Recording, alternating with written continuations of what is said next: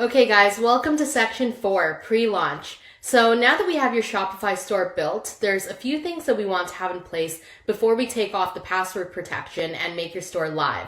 So in this section, I'm mostly going to be talking about how to prepare your social media accounts and how to set up your Facebook pixel.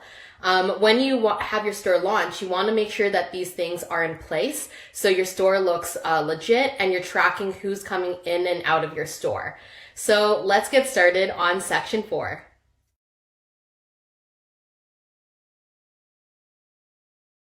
So the first thing we want to do is set up Facebook Business Manager and Facebook Ads Manager. And what Facebook Business Manager is, it's a platform that allows you to see your page, your audience insights, product catalog, and manage your ads all in one place. So it's definitely important that you get Facebook Business Manager instead of just running your Facebook page as a regular page. It's going to make it a lot easier for you to consolidate everything into one place, and you can also connect it to Instagram as well. And then for your ads manager, this is where you can input in your billing information for all the ads and where you pay for all the ads that you run on Facebook. So I'm going to show you guys how to set up these two accounts now. Okay, so we're going to create your Facebook Business Manager page now. So we just want to follow this link here, and it's going to take us to the Facebook Business Manager overview page. And I'm already signed in, so I'm going to click Create Account. And here you'll enter your business name, so Honey Lou's Baby Boutique. My name is already inputted, and then your business email. So here you can put your forwarding email. And then click Next. Country, I'm going to put Canada. Street address.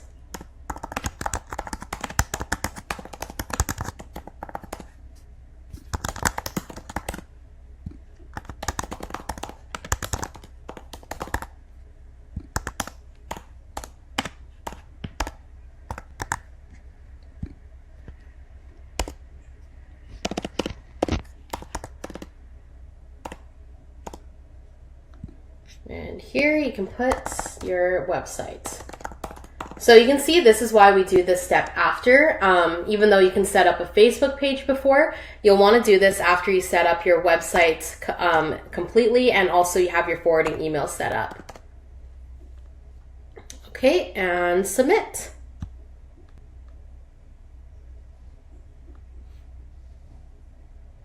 Awesome. So it's going to send an email to our email address.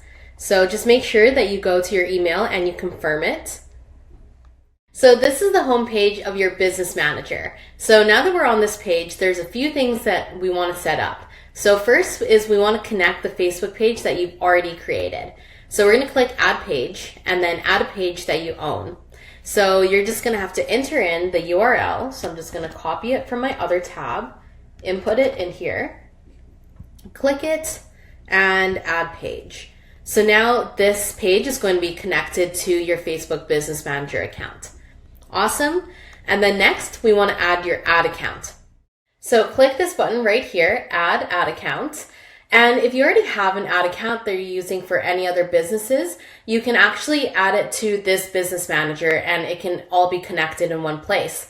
However, for most of you guys and for myself for this business, I'm going to be creating a new ad account that's just going to be billing for Honey Lou's Baby Boutique. So click Create Ad Account. And on this page, you can input your ad account name, which I'm going to put the name of our business. Alternatively, you can put a more general name here because you can use one ad account for multiple businesses. So if you plan to be using this ad account for other businesses besides this one, you can use a general name. So I could say like Sarah's ad account, for example. So for this one, I'm going to be choosing just Honey Lou's Baby Boutique. I'm just going to be using this ad account for this one business, and then we'll click Next. And then on this page, we're going to say this ad account will be used for my business, and click Create. And this page here, you want to assign the ad account permissions, so ability to manage campaigns, which also lets you view performance of the campaigns, and also to manage your ad account, which includes settings, finances, editing ads, and reports. So select all of these and assign it to yourself and click assign. Excellent. So your ad account has been created. The only other thing you need to do here is to add in a payment method. So I'm just going to open this up on this tab here. And basically you just need to input in a credit card where you can be billed for all the ads and promotions that you run. So you can just click add here and add in a payment method, and then your ad account will be ready to go. One other thing that you may want to do here is you might want to add people who can have access to your business manager account. So if you have a business partner or if you have employees that work for you, you can add them here. So here you can simply enter in their email address and then assign them as either an employee or an admin. So employees can only work on assigned accounts and certain tools that you give them access to, and admins can do absolutely everything that you can do. So that's one thing that you'll want to do if you have other people working on this business with you.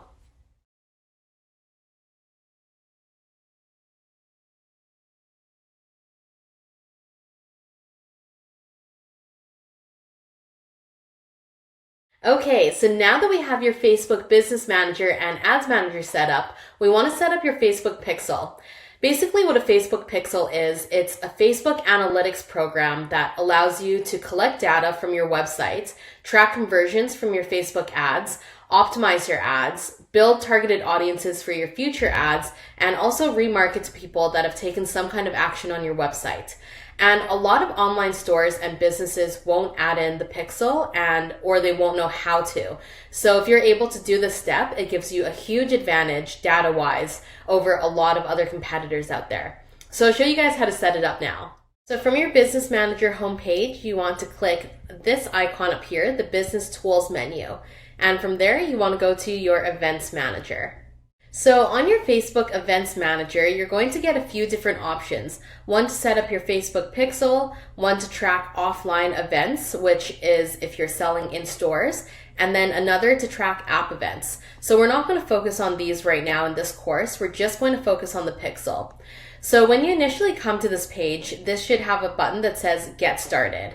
And don't worry, I just ran a test to make sure that it works. The only thing that you missed is I inputted in the store name.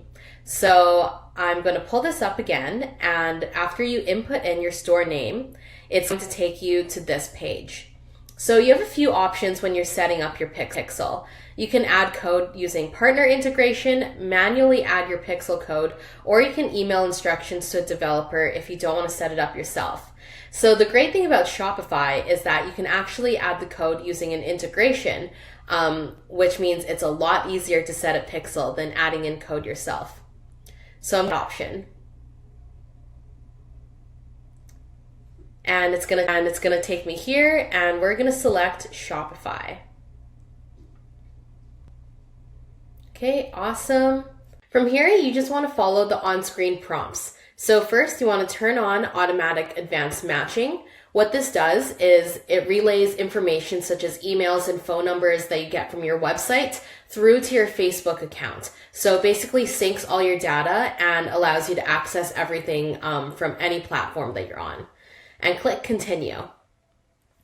Next, you want to connect your Shopify account. So it basically just tells you to have your store open on one tab and make sure that you can access your online store. So I'm going to say, okay, yes, done, continue. So what we want to do now is we want to copy this Pixel ID. So simply just take it, copy it, and we're going to go onto our Shopify backend. We're going to go to Online Store and Preferences. So we've been here before. We will scroll down and we'll paste our Pixel ID here. Then we're going to save. Okay, so step done, continue. Awesome, and we just want to make sure our Pixel is working correctly. So we just want to enter in the URL for our website. And let's send some test traffic. Excellent, so we have the active signal here, and that's what we want to see. That means our Pixel is working. So we can click continue, That step is all good to go. Now we want to run a quick test to see if the actions that we perform on our website are displayed on our Pixel in real time. So we'll pull up this Events Manager page, and I also have our website page in a tab to the side. So basically what you'll be able to see is when you take an action on your website, you'll see that same action being tracked on your Pixel. Okay, so here on the test events page, you can see that it already recognizes that I'm connected to Honeyloo's on my browser. And basically what you want to do is you just want to test going through your store, going to a few products and seeing if the actions that you're taking are recording on your Pixel.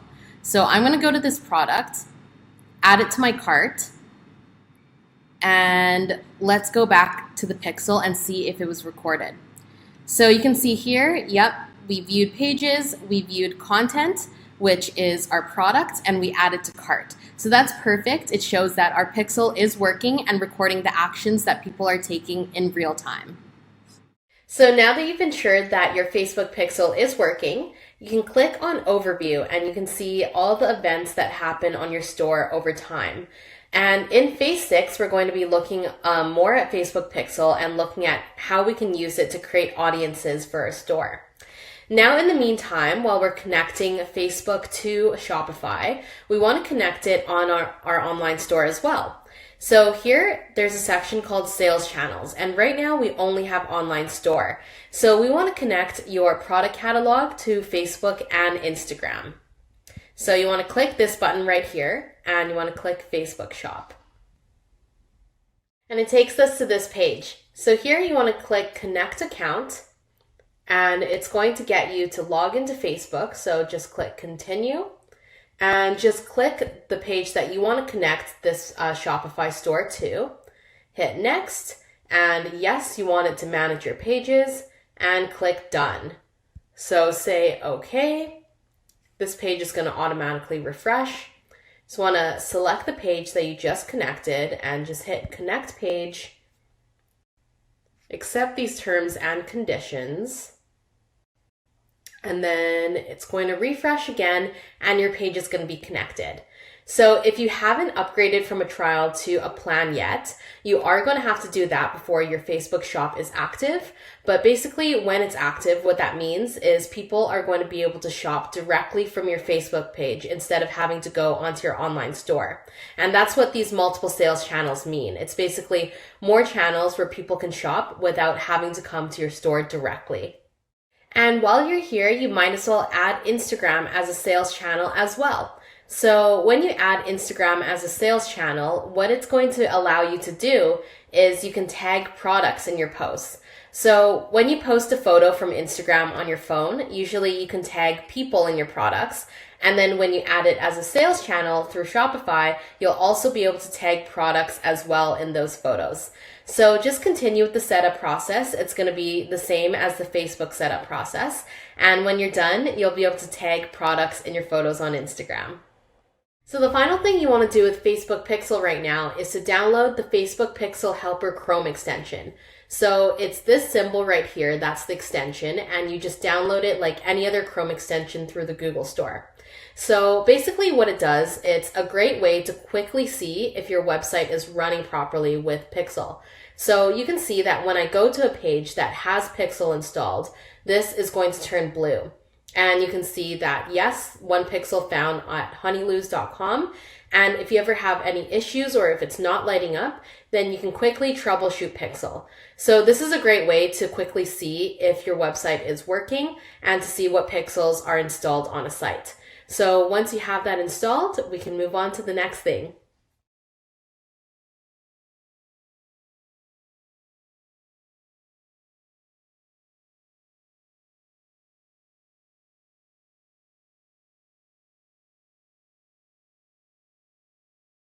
So now that we have Facebook Pixel set up, we want to make sure that your Facebook and Instagram pages are ready and presentable for any audience that might come through and look at it. So first we want to go onto Facebook and update profile and cover photo and the page description if there's any changes. So it's been a little bit because we set this up earlier and it was just the bare bone basics, but now that we're getting ready for launch, we want to go in and add all the aesthetic elements. So you can see here, I've gone ahead and added in the honeybee for our profile photo. And then I've taken this photo, which is the same one we use for our store banner, and put it as our cover photo. And just simple as that, you can use photos that you've already used in your store.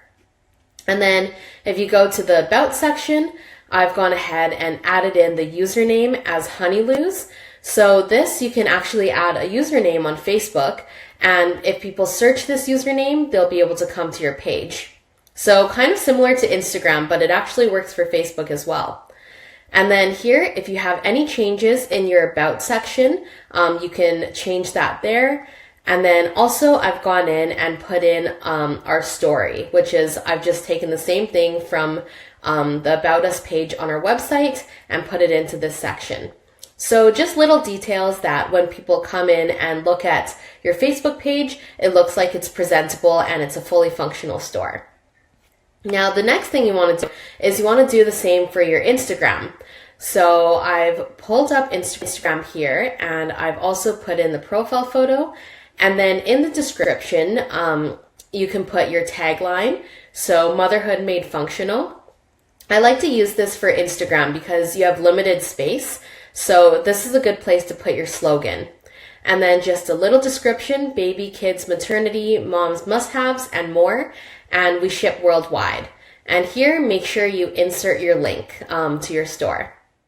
Now, there's two other things that you can do to improve your Instagram game for when you launch and also for the future.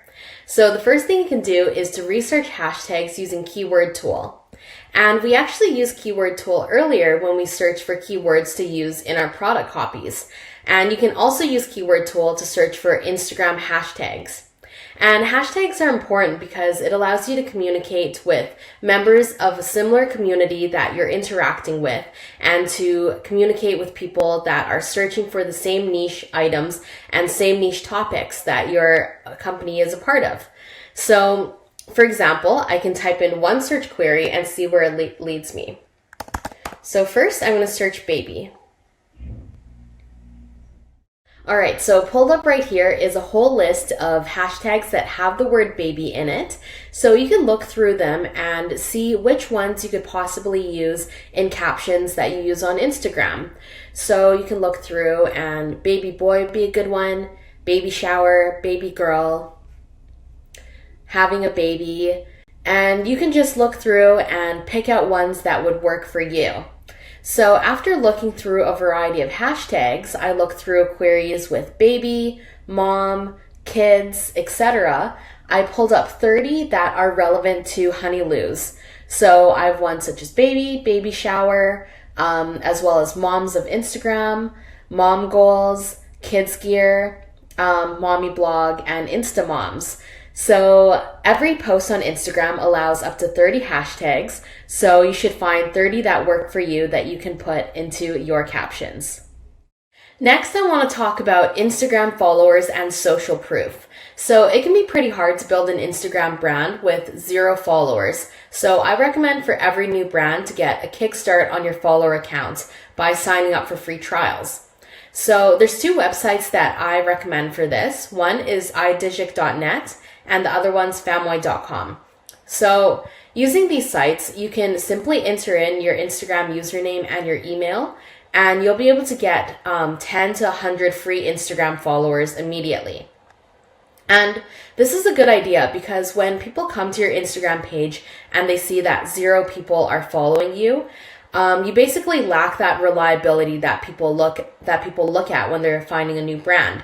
So I recommend that you get a boost on your followers because it's going to make it a lot easier to scale as you grow.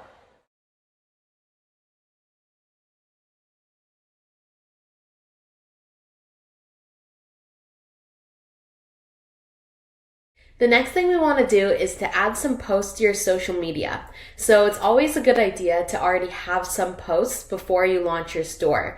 That way, when people come to your store, it already looks like you have a history and you already have an existing brand instead of it being so new. So one program that I like to use to schedule posts on is called Later. And what Later does is it allows you to schedule posts on Facebook and Instagram ahead of time. And this is super useful, especially for Instagram, which doesn't have a scheduling feature built in. So all you have to do is to go to later.com and click Create an Account with Instagram. And here you just want to put in your login credentials.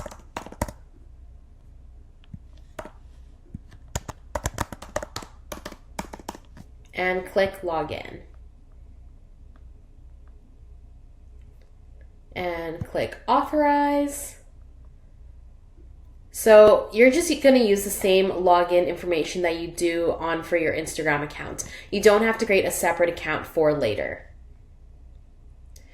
And just like that, it's going to authenticate you from your Instagram account and you'll have a Later profile all set up. Okay, so this is what the Later platform looks like, and you can see that I've connected the Facebook profile for Honeyloo's as well. You can simply do this just by clicking the icon and you log into Facebook, and then that allows you to post on both Instagram and Facebook with the same post, and that saves a lot of time. So make sure you connect your other social media profiles so you can post on all of them all at once. So how this works is basically you can just drag and drop photos that you want to use for posting. So I've just uploaded one of these so far. And when you've dragged it into your library here, you can then drag and drop it again onto your calendar. So once you've dragged and dropped your photo, it's going to ask you to write a post caption. So I've prepared a caption here, and this will be our base caption that we use on Instagram and Facebook. And then if you click next, you'll be able to customize each caption for each of the platforms. So on Instagram, we'll want to add in our hashtags. So I'm going to pull up the hashtags that we found.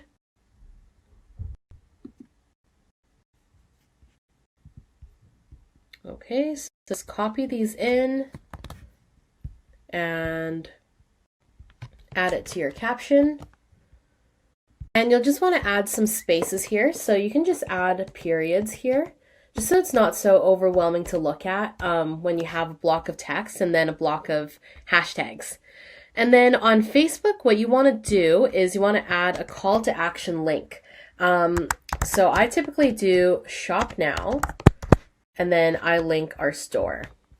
So honeyloos.com, and then just paste it. And so when people see this, they have something to click on. And then you can click Create Posts, and it's going to schedule it for you at the time that you chose. So this is going to automatically post on both platforms. And what I want you guys to do now is to schedule 15 posts so you can add them to your feed, and you'll have that sense of social media legitimacy when people come and visit your page. So that's your job now. Add 15 posts to your page.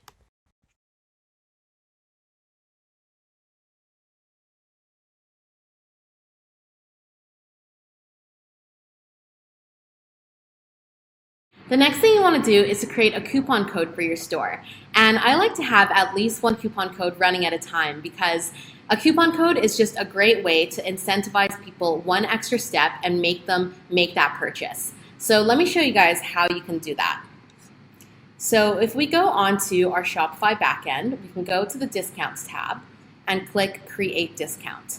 Now here you have the option of either creating a discount code or an automatic discount, which a percentage or a fixed amount will automatically come off your customer's cart. So I'm going to do a discount code for this one, and I'm going to name the code Honey10. Cool. And here you can see that there's a few different types of discounts that you can do. You can do a percentage, a fixed amount, which is in dollars, free shipping, or buy X, get Y. So here, if you have a specific item or a specific collection, you can say, if you buy one of these items, you'll get a free other item. So that's how buy X, get Y works. For this one, I'm just gonna do a simple percentage and make it 10%. Here, apply it to the entire order. You can also do specific collections or products, and no minimum requirements. If you have really low value items in your store, you can consider doing a minimum purchase amount. And that's just to make sure you're not discounting off already really low carts. And customer eligibility, I'm going to make it for everyone with no usage limits. And here I'm going to save that discount code. Another way that you can use discount codes is you can use it for customers that complain. So let's say you had a customer named Shelly. She complained and you negotiated that you would give her $20 off her next purchase. What you can do is you can create a custom coupon code for Shelly. So here you can make the coupon code Shelly20 and you can make it a fixed amount of $20. And here you can apply it to entire order, no requirements, and for customer eligibility, you're going to select specific customers and find her email. So by doing that, you'll make sure that this code can only be used by Shelly. And usage limits, limit to 1 use per customer. So those are some ways that you can use coupon codes to enhance your store, help your customers when they make a complaint, and also make people check out with 1 extra incentive.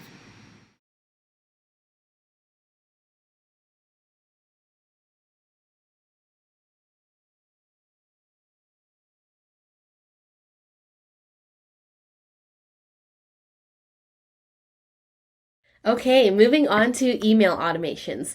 So what email automations are is they're triggered email campaigns that send an email to a customer when they perform a certain action on your website, such as visiting a product page.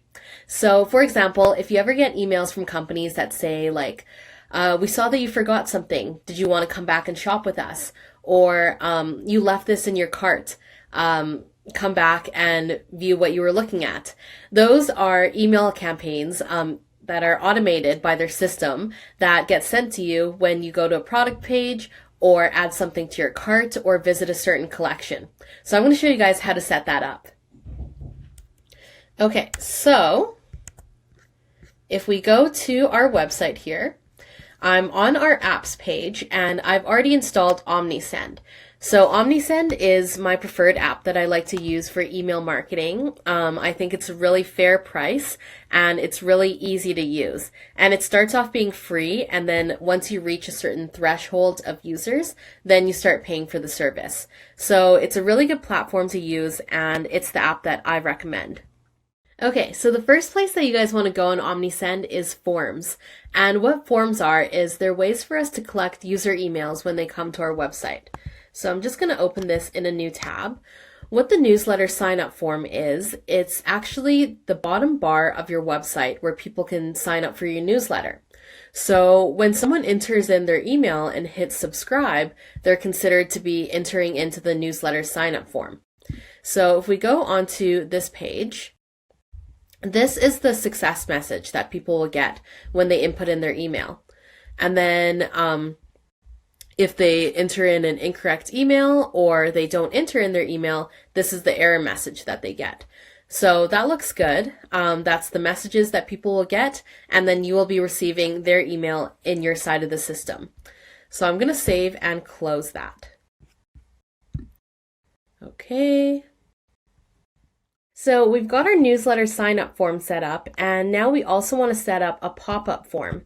And what a pop-up form does, it's basically a pop-up that's going to come on the screen when someone comes to your homepage, and it's another way to collect emails because a lot of people are not going to scroll to the bottom of your page and enter their email into your newsletter box. So pop-up form is another great way to capture the audience's attention and get their email. So here you can see I selected a pop-up form, and there's a few different themes that you can select. I'm going to go with this one right here. I think we can replace this image and it's going to look really nice and clean. We'll edit content. And here we're just going to replace this image with a Honeyloo's image. So we'll change that there. Looks good. And I'm going to change this sign up box color, and you can do that by clicking Design, Customize Theme. And this headline, I'm just going to change to yellow. All right, looks good. And then going back to content. So right here, get our newsletter and save. That's the second headline text. I'm going to change that to sign up for our newsletter, or join our newsletter and get 10% off your first order. So it's a great way to incite people to give their email if you give them a bit of incentive. So you can enter in the coupon code that we created in the last step just by editing the success form here. So once someone enters in their email, they're going to see this success form. Thank you for subscribing. And how you edit that is you go down to messages and then edit the success message. So thank you for subscribing. Code honey10.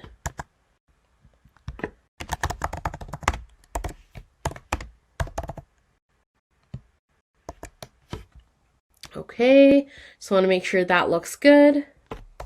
Let's say here's your code. All right, there we go. And save and proceed. And here you just want to make these edits to these settings. So tags, I don't really do any tags here. You can do newsletter tag if you want to. So you can do source sign up form. I find that all the emails go to the same place anyway, so I don't really tag people who come in through this form. Double opt-in, I don't choose double opt-in. It asks the customer if they indeed want to register for your newsletter, so they get another email asking them for their confirmation. I don't do that, so you can skip that. Timing, so it asks when this form will appear when they go to your page. I like to do 3 seconds just to give customers a second to see what your store is all about and to see your store before they get a pop-up. And then I also like to check show form when a visitor tries to leave your store. So if they click onto your store and they leave in like 2 seconds, this form will show as well. So save, and then targeting all visitors and limits. So this is after how many days will this form show again to a visitor that's come to your store but didn't register for the form the first time. So I just like to do after 1 day. So if somebody comes back the next day and they didn't sign up, they're going to be shown this form again. And then click save and proceed. Looks good. Pop up after 3 seconds to all visitors, and we're going to save and enable that. So that's a great way to not only capture more audience members, but to give them an incentive to buy on your website as well using your coupon code. Okay, now that our forms are set up, we can create workflows. So we're going to click automation here and click new workflow. So as I mentioned earlier, what workflows are is when a customer performs an action on your website, they're going to receive an email as a result of that action. So we'll create a welcome workflow. So go to subscriber and click welcome one email. So here you can see the workflow. So subscribers enter the workflow when they sign up via an OmniSend form. So that'd be one of the forms that we created on the previous step. So once they enter the workflow, they're in the workflow, and then they exit the workflow when they get a welcome email or make a purchase. So that's how workflow works. Once a customer enters, we're going to perform an action by sending them an email. And then once that action is performed, then the customer is considered to have exited that workflow. So here you can see the trigger is the sign up, and then the delay, you can change this to be 1 minute, or you can do up to a day. I recommend sending it as soon as possible for these welcome workflows, just because that's pretty much industry standard. And then here in the email, you can make changes to the subject line. You can change the email as well, so you can add your own header here. You can add in the same coupon, honey10. So if they close the pop-up earlier, they'll be able to get it in the welcome email. And then, yep, once it's sent to the customer, then that's the end of the workflow. So here, let's edit it. All right, so this actually all looks good. The delay, wait 1 minute, that's good. Welcome to, let's make this welcome to Honeyloo's.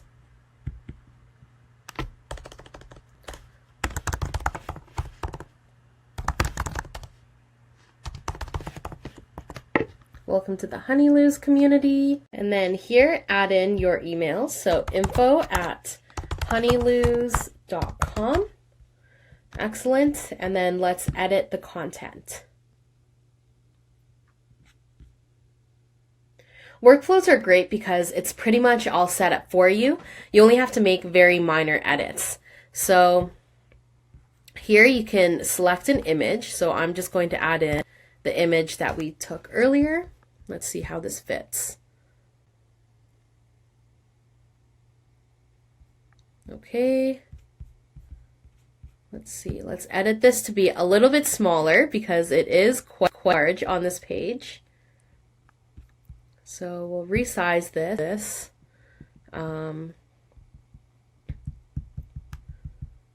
Yeah, let's do 200 by 200. Okay, and apply that and save. Okay, looks good.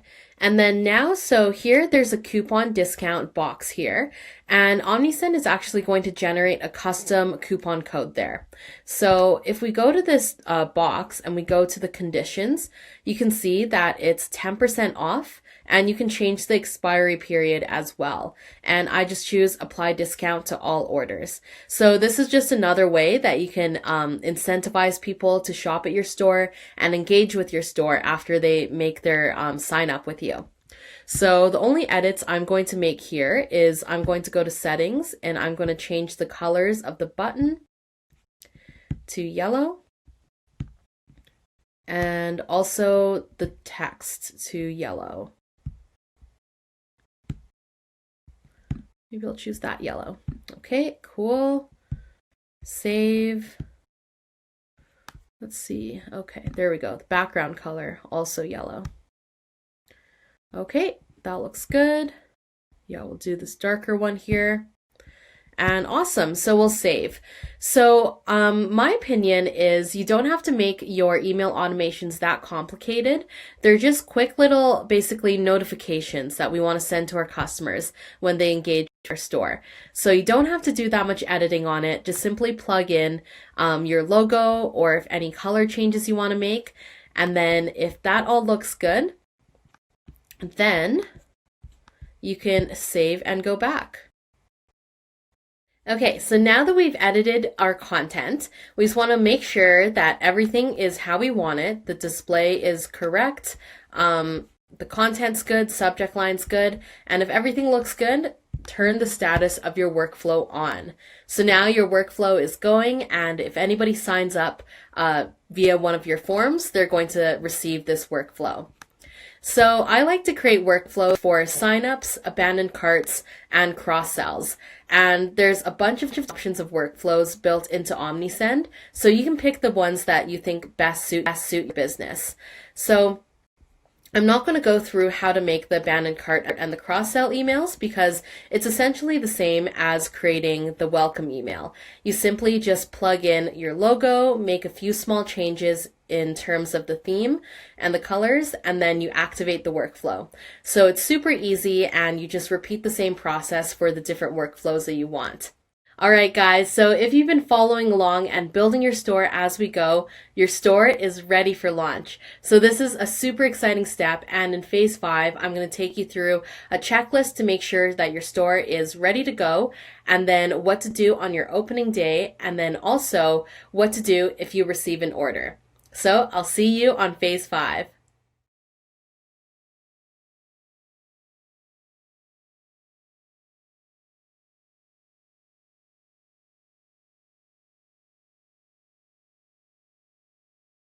All right, phase 5, launch day. So you've actually done all the heavy lifting up to here, and phase 5 is going to be super, super easy if you followed all the steps up until this point. Phase 5 is basically going to be just going through a quick checklist to make sure that everything is ready to go in your store. And then after doing that checklist, just taking off the password protection. And then after that, your store is live and ready to go. So I'll take you guys through this super simple step, and by the end of it, your store will be fully shoppable.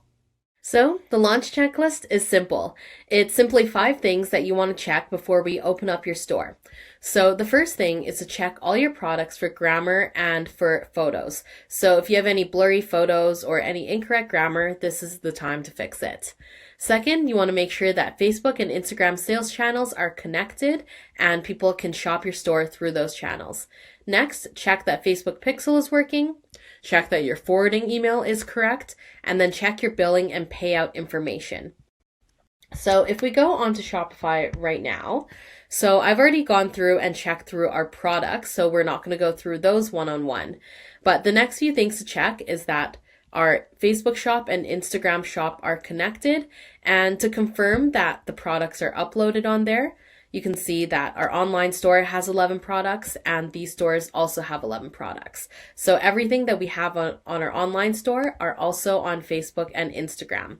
So that is great. Check that off. And then the next thing we want to check is that Facebook Pixel is working. So if we go onto our site, we can see that this blue icon lights up. So we can see that Pixel is indeed working and that is good to go.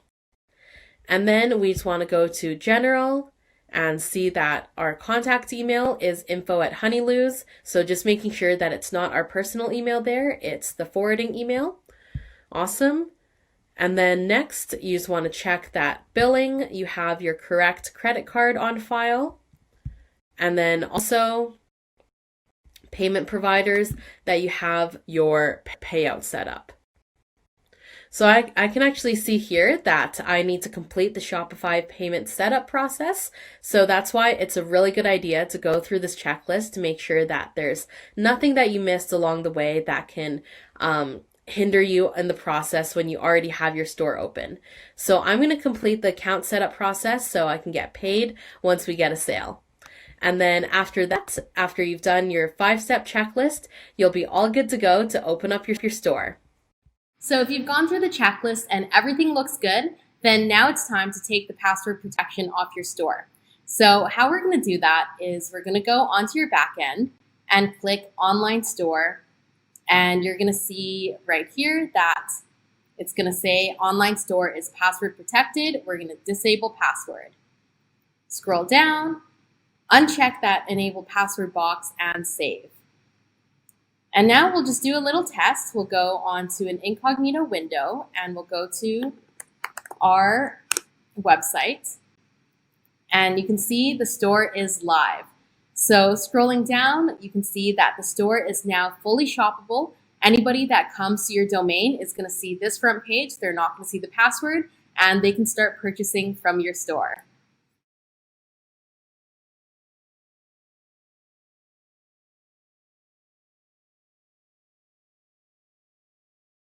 All right, so your store is live and that is super exciting. Now I want to talk a little bit about what you do when you do get a sale. First, I want to mention that getting a sale is not automatic. It's a common misconception that as soon as you open up your store, customers will be coming in and shopping and you'll just be getting sale after sale after sale. It actually doesn't really work like that, and in phase 6, I'm going to be talking about how you can work on marketing to get customers to come to your store. But if you do get a sale organically in the first little bit of opening your store, without doing all the marketing, maybe through your social media or through family and friends, this is how you fulfill an order. So let me take you onto our back end. And you actually want to go right onto Oberlo.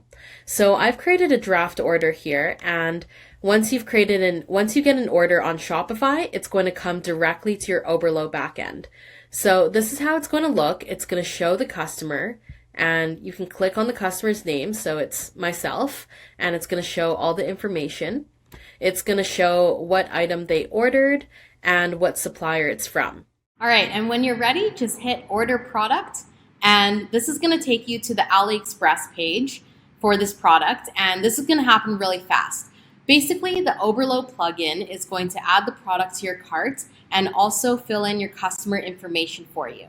So I'll let you watch it on screen. All happens very quickly. Awesome. Okay, you can see that our customer information has been filled out. So here you just have to fill in your credit card. Let it load one more time. There we go. You just have to fill in your credit card and save this card. And you don't want the same billing address as the shipping address. So save your card, enter in your billing address details. If you're wondering what app this is an app called Honey, which you can get discounts off of a variety of stores worldwide. I recommend that you download this app because sometimes you get AliExpress codes and you can save a little bit at checkout actually. So scroll down and you can see our item is here, our note is also here, and if everything looks good, you can click place order. Then when the order is placed, you're going to get a notification of confirmation on the overload page as well as a tracking number. As well, it's going to fulfill the order on the Shopify page as well. All right, guys, believe it or not, that is all for phase 5. So phase 5 is just making sure that you go through and check all the inputs that you've done up until this point, everything from your item descriptions to your settings, and making sure that everything is ready for launch. When you take off that password protection, then your store is absolutely live to shop at for everybody in the world, which is pretty amazing. So now in phase 6, I'm going to be talking about how to work on marketing and getting more audience members to actually come through to your store.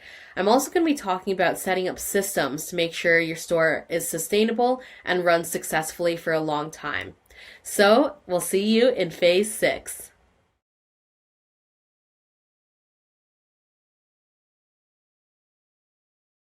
All right, guys, welcome to phase 6. This is the last phase of the case study, and it's also one of the most important. This is the phase where you're going to learn how to actually get customers to come shop at your store and how to create systems to take your business to the next level. So in this phase, I'm going to be talking about Facebook ads, Google ads, Instagram influencers, creating a customer support system, and also how to calculate your bottom line at the end of the day. So ultimately, this is a step where you take what you've created from a website and turn it into a business. So we're going to be talking about skills and also systems that you can create to take your business from what it is now to a sustainable system that can last you into the beyond. So let's get started.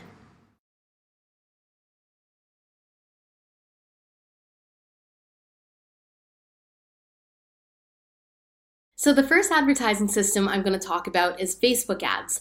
And I just want to start off by saying that Facebook ads is a giant topic all on its own. And you can have a whole course just for Facebook ads. So the whole goal here is to give you guys enough of an understanding and a foundation about what Facebook ads is and the general strategy to approach Facebook ads with. So you can have enough information to get started confidently. And once you get started, you'll basically need to adapt onto your learnings, adapt Facebook ads to the nature of your business, and keep working forward from that. So the whole goal here is to just get you guys started. So basically what Facebook ads is, it's an umbrella tool that can publish advertisements on multiple channels, not just Facebook. So it can publish on Facebook, Instagram, Messenger, and also your audience network, which are third-party sites and apps that people in your niche use. And a study done by Facebook showed that people who saw an advertisement on 3 or more different channels were 8 times more likely to buy that product. So Facebook ads is definitely an effective tool to get people engaging with your product, familiarized with your brand, and ultimately make that purchase. So let's dive into Facebook ads. Okay, so essentially Facebook ads can be thought of as a 3-level pyramid. Every time you create a Facebook ad, you're going to be going through 3 different phases where you'll be choosing different settings and options for this ad that you're creating. So I'm going to be going through these in a lot more detail, but essentially you start at the campaign phase. And at the campaign phase, you will be deciding what the objective of this ad is. So whether it's to get more website views, more engagement on your post, or to get more conversions on your website. That's going to be decided at the campaign stage. Next is ad sets, and this is where you'll be choosing your audience that the ad will be seen by.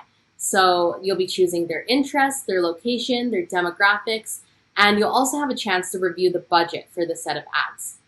And then third is the ads themselves. So here is where you create your ad creatives, create the writing, which is the ad copy, and also choose what visuals you'll be using for the ads. So you can think of these 3 stages as we go on, and I'm going to take you through each one of them now. So the first step to Facebook ads is choosing your campaign. And choosing your campaign is essentially choosing your objective. So what do you want this ad to do? And there's 3 different types of campaigns that you can choose from on Facebook. One is brand awareness. So the purpose of a brand awareness campaign is to get people to recall your brand. So a brand awareness campaign is generally shown to the maximum amount of people possible, and it's usually used by larger companies to plant the seed of their brand in people's minds, and then they'll later use a different campaign to retarget these people. I typically don't use brand awareness campaigns just because I feel like they're not as effective for smaller businesses. They're better if you have a really, really large budget and you're able to continue using this budget to retarget over and over and over. And you want to reach a really broad audience just to begin with. What I actually like to start with is a consideration campaign. And what a consideration campaign is, it gets people to engage with your brand. So either page likes, video views, comments, giving an email, claiming an offer, or something of that sort. And there's 2 purposes to consideration campaigns. One, you get social proof on your ads, so the likes and comments that build up are really valuable. And when other people see this, this gives a lot of credibility to your brand. And the second objective is you can test different ad creatives and see which one gets the most audience attention. So if audiences are indeed interacting with that ad and engaging with it, then you know that it's a good ad and you can continue with it. And so that is usually the type of campaign that I start with. And third, there is the conversion campaign. So conversion campaigns get viewers to take action. So that's essentially making a purchase, signing up, and getting an ultimate result. And the objective of this is to get the purchase from the customer. And usually this is used, a conversion campaign is typically used after you do a consideration campaign. And I'll tell you the full strategy of how to do this in a later slide. But essentially, there's 3 different types of campaigns: brand awareness, which gets your brand out to a broad audience; consideration, which gets an audience to consider your brand and engage with it; and then conversion, which gets your audience to take action with your brand. So as I go through the different stages of Facebook ads, I'll demonstrate them on screen for you as well. So here we're on your Facebook Business Manager, and to create an ad, you just want to go to your ad accounts.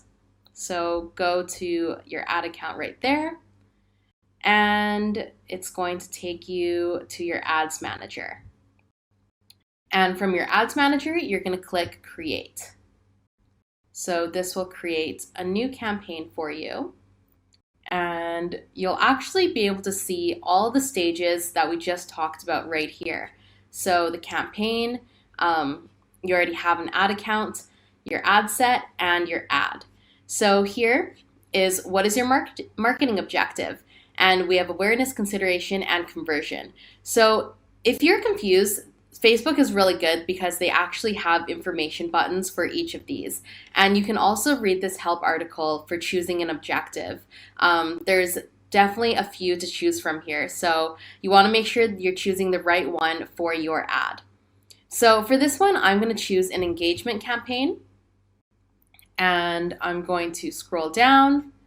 Here, I'm going to name it engagement. Daily budget, I'm going to set it to $10 because we just want to test these ads. And we want to have campaign budget optimization on. So that's CBO. So what that does is it basically optimizes your campaign for the best usage for the money. So on some days, it's going to spend $10. Some days it's going to spend $8, some $12. But it'll average out to $10 depending on what's the best optimal use for that ad. So if that looks good, click Set Up Ad Account. And okay, that looks good. We're going to do US dollars just because our store is charging US dollars, so I'm going to keep our ad account in US dollars as well. And then continue. And that takes us to the next step. The next step is creating your ad sets. And your ad sets are basically the audience who you're showing your ads to. So I like to start with a base audience from the big four countries and start with a broad interest. So for this one, I would choose like something very broad, such as like a baby brand or baby showers or baby clothes, for example. And I do this because it's good to test your ad creatives and see what ads people actually respond to. So if you test the same broad audience with different ad creatives, you can see which ads actually work.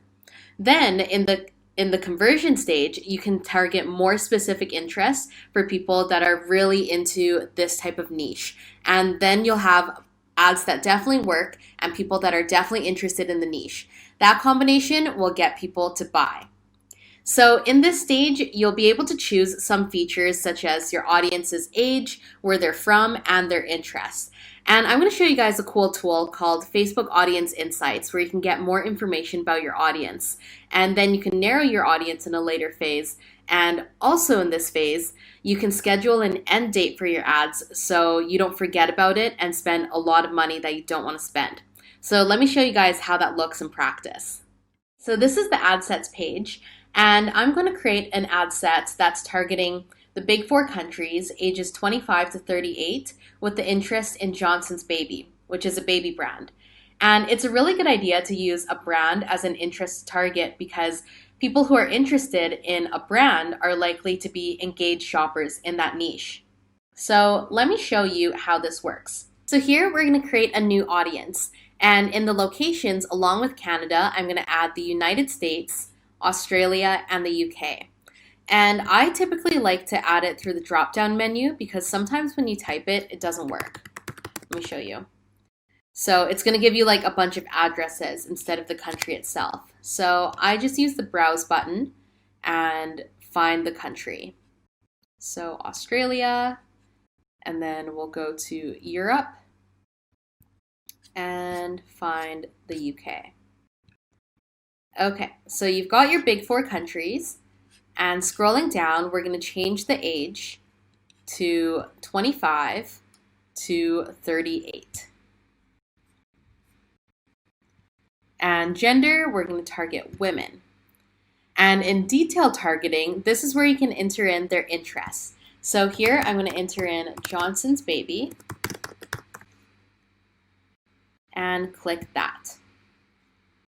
So later on, when you get into doing your conversion campaigns, you can actually narrow your audience down even further. So if you click this button, Narrow Audience, you can add additional interests. So let's say I added Gerber, which is another baby brand. This ad set will then target people that are interested in both Johnson's Baby and Gerber.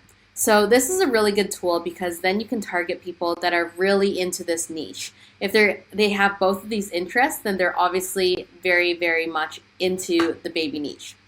So how do you find out what other interests your audience is into?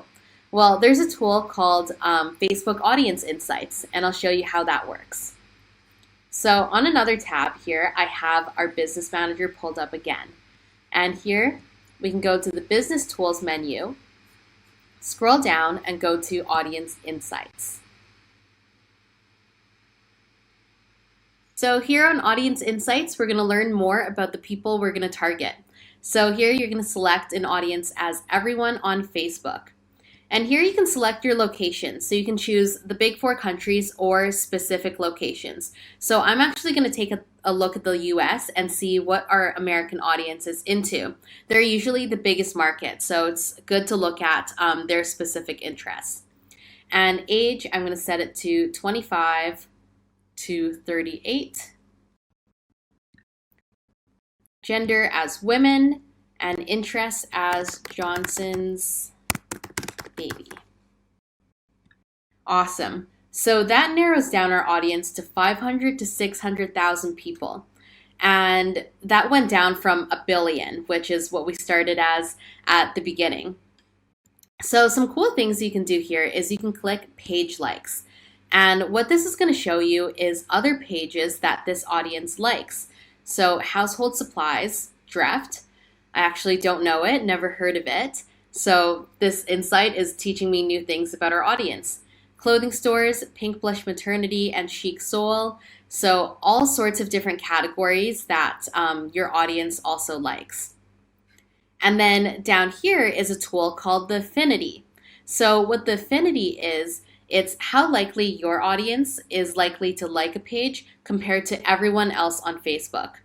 So Johnson's Baby, this is the Canadian branch of Johnson's. So our audience is 415 times more likely to like this page compared to everyone else on Facebook. So once you're doing narrowed down targeting in your ads later on and you want to get really specific with audience interest, it's a really good idea to take a look at audience insights on Facebook and actually see what your audience is interested in. You can also use advanced settings here, and you can choose everything from their language to relationship status, even their life events, so if they're married. And here you can select if they're parents. So I'm going to select that our audience should be a parent of a child 0 to 12, 0 to 2 years, and 3 to 5 years. And yeah, and it'll change this a little bit too. So milk-made goods, that's another interest of this audience. So really interesting things to look at, and this is really useful for when you get into detailed targeting later on. Okay, now we're back on Ads Manager to wrap up our ad set. So for interest, I'm going to leave Johnson's Baby as our only interest because the goal here is to reach out to a broad audience and see which ads are the most effective. So leaving that as our only interest for now. And then going down, you have the choice of placements. So you can do automatic or manually choose where and when to place your ads. So I always like to do automatic placements because Facebook has an algorithm for it, and it just saves you a lot of time and effort for manually placing your ads when Facebook already has a system. And then finally, your spending controls. So the $10 budget that you set in the previous stage, that $10 is going to continue every single day until you tell it to stop.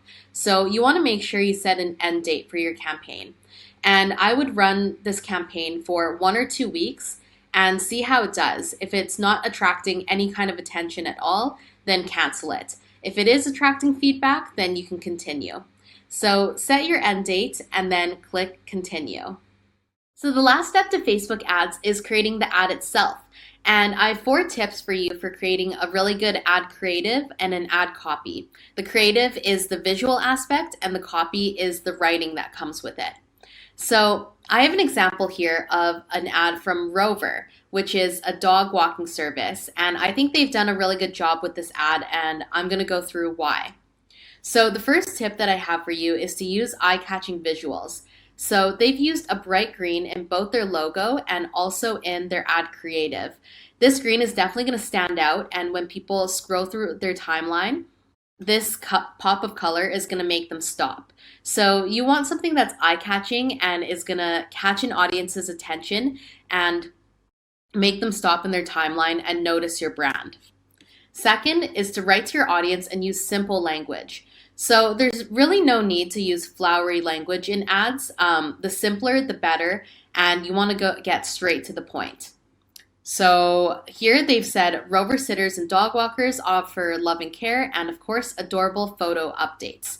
So adorable is like a triggering word. People with dogs love anything that's adorable, and also love and care. So these are words that our audience is likely to respond well to, and they've used it in their ad. So the third tip is to have a clear call to action. Here they have a book now button, and you could do book now, shop now, claim coupon, learn more, anything of the sort to actually get your customers to take a step and do something with the ad. And fourth is to lead with value. So you can notice here that they say Rover sitters and dog walkers offer love and care. So instead of just saying like straight facts about your business, you should talk about what value it offers to the customers. So those are my 4 tips. Let me show you how to create the ad. So this is the ad creator page, and I'm going to create an ad for our baby backpack pillow. which is this item. This is one of our problem-solving items that we found, and basically it prevents babies from hitting their head if they fall when they're learning to walk. So scrolling down, you want to make sure you connect your Facebook and Instagram accounts, so they're both linked. And here you create your ad. So you can create it from scratch, or you can actually use an existing post. So if you have a post already that you would like to use as an ad, you can choose one of the posts that's already on your timeline. For this one, I'm going to create a new ad. So just like that, and I'm going to add in media, add an image, and I'm going to choose this one. I think it's really clear and it shows the product in use and also has a lot of color in it. So I'm going to use that. And the ad copy I'm going to use is learning to walk made safe and fun. Honey Lou's baby backpack pillows comes in 10 adorable animal designs. You want to keep your ad copy really nice and short, under 125 characters. I took a test and this is 110. So you don't want it much longer than this. And then here, website URL, just copy it and put it in. And call to action, shop now. So scroll down, make sure your pixel is turned on so anybody that goes to your page through Facebook is going to be tracked on your pixel. And then confirm. So once you hit confirm, you're going to be taken back to your Ads Manager homepage, and you're going to see all the ad sets and campaigns that you have going on. So you can scroll through them. So the current ad I have is the one that we just created. You can see the ad set that we created for the audience, and also the campaign, which is an engagement campaign. So it's a good way to keep track of everything that you have happening with your ad account.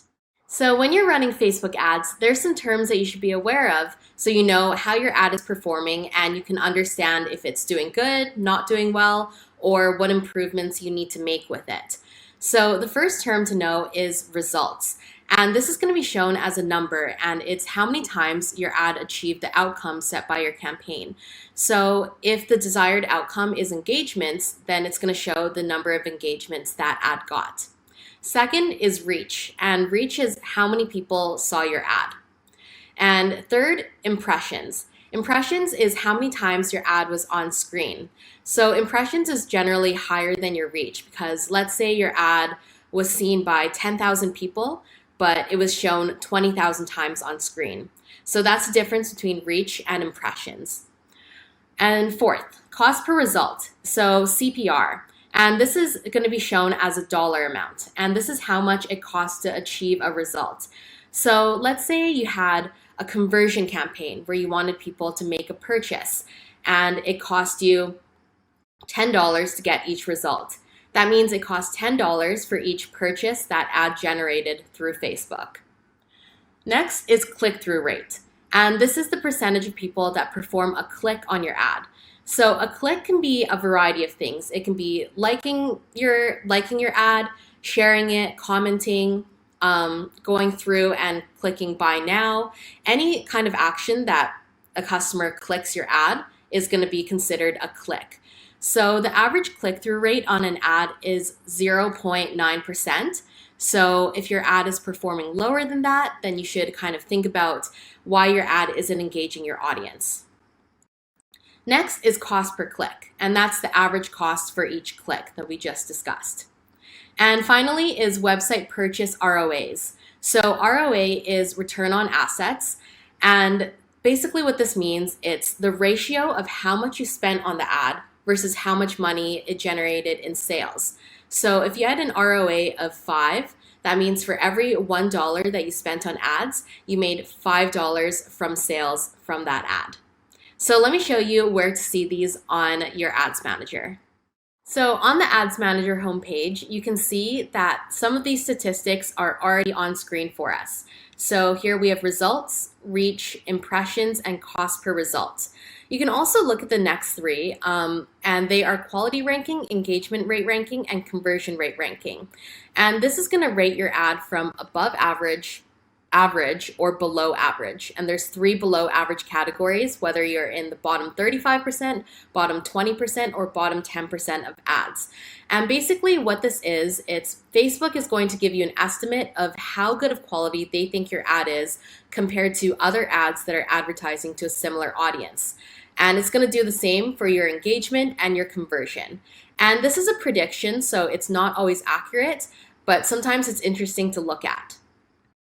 So you can also see how much you spend total on the ad. So if you continuously run this ad, it's going to keep updating this total amount spent.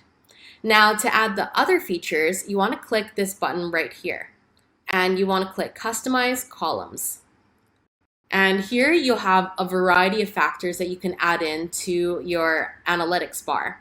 So I'm going to add in clicks, CPC, CTR, and also ROAs. So click that. And depending on what you like to see in your ad, you can also add a variety of things. So you can look at cost per 1,000 people reached. You can look at the total amount of engagement. And you can also look at cost per specific result.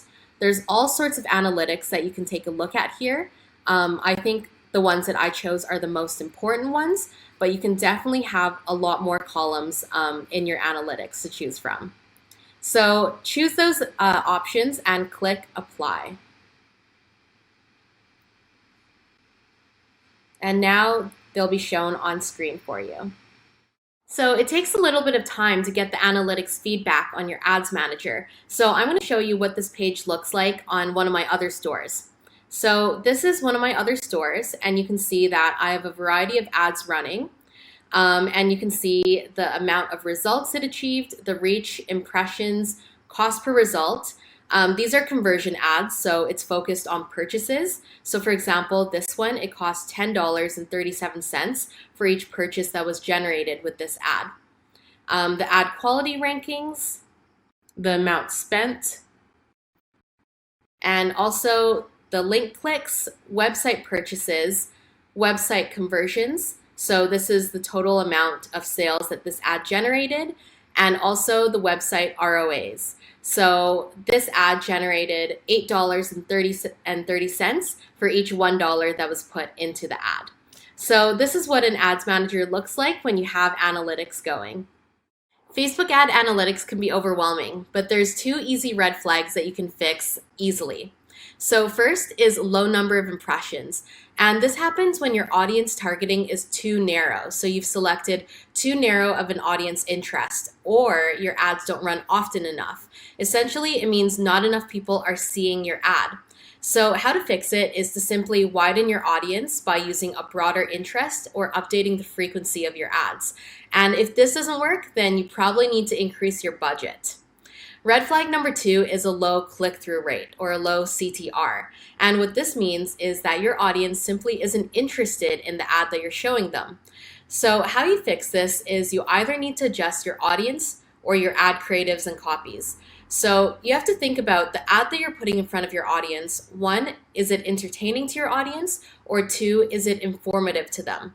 Usually, if your ad is one of these 2 things, then you'll have a good click-through rate. And if it's not, then you can consider how to make your ad more interesting and engaging for your audience. So to wrap up this giant topic of Facebook ads, I just want to go over again my Facebook ad strategy. So I want you to keep in mind that this Facebook ad strategy is not going to work for every store, but it is a good place to get started and to keep you on track when you're considering what type of strategy to use.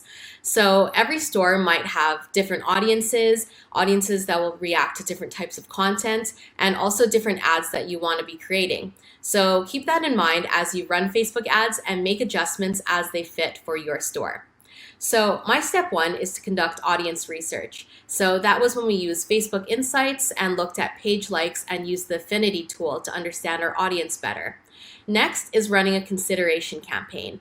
And what this does is to build social proof from your broad audience and also to test ads to see which ones people react to. Third is to run a conversion campaign, and this is to use proven ads to target audiences in deeper detail by narrowing your audience and also get them to make a purchase. And then fourth, which is more of an advanced step, is to retarget known interest groups and or create lookalike audiences. So we're not going to get very deep into this in this course because it's more of an advanced strategy, but essentially a thing that you can do is to create an audience that's very similar to an audience that has browsed your store before. I'm going to show you how to get started on that. So if we go to our ads manager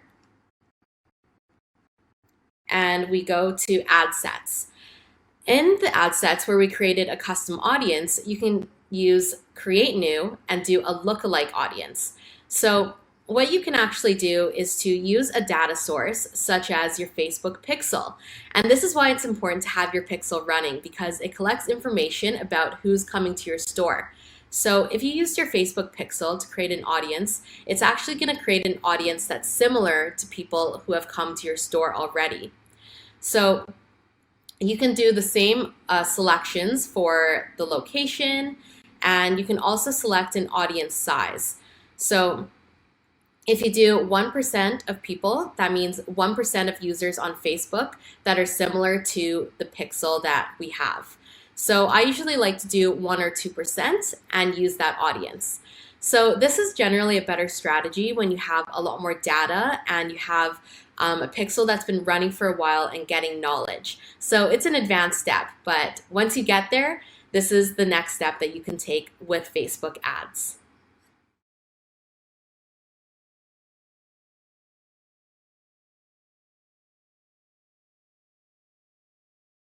The next advertising system we're going to talk about is Google Ads. And Google Ads allows you to run 4 different types of ads on the Google platform. So the first type of ad that you could run is a display ad. And a display ad is where an ad is shown on the top bar or a sidebar of a third-party website related to the niche that you're in.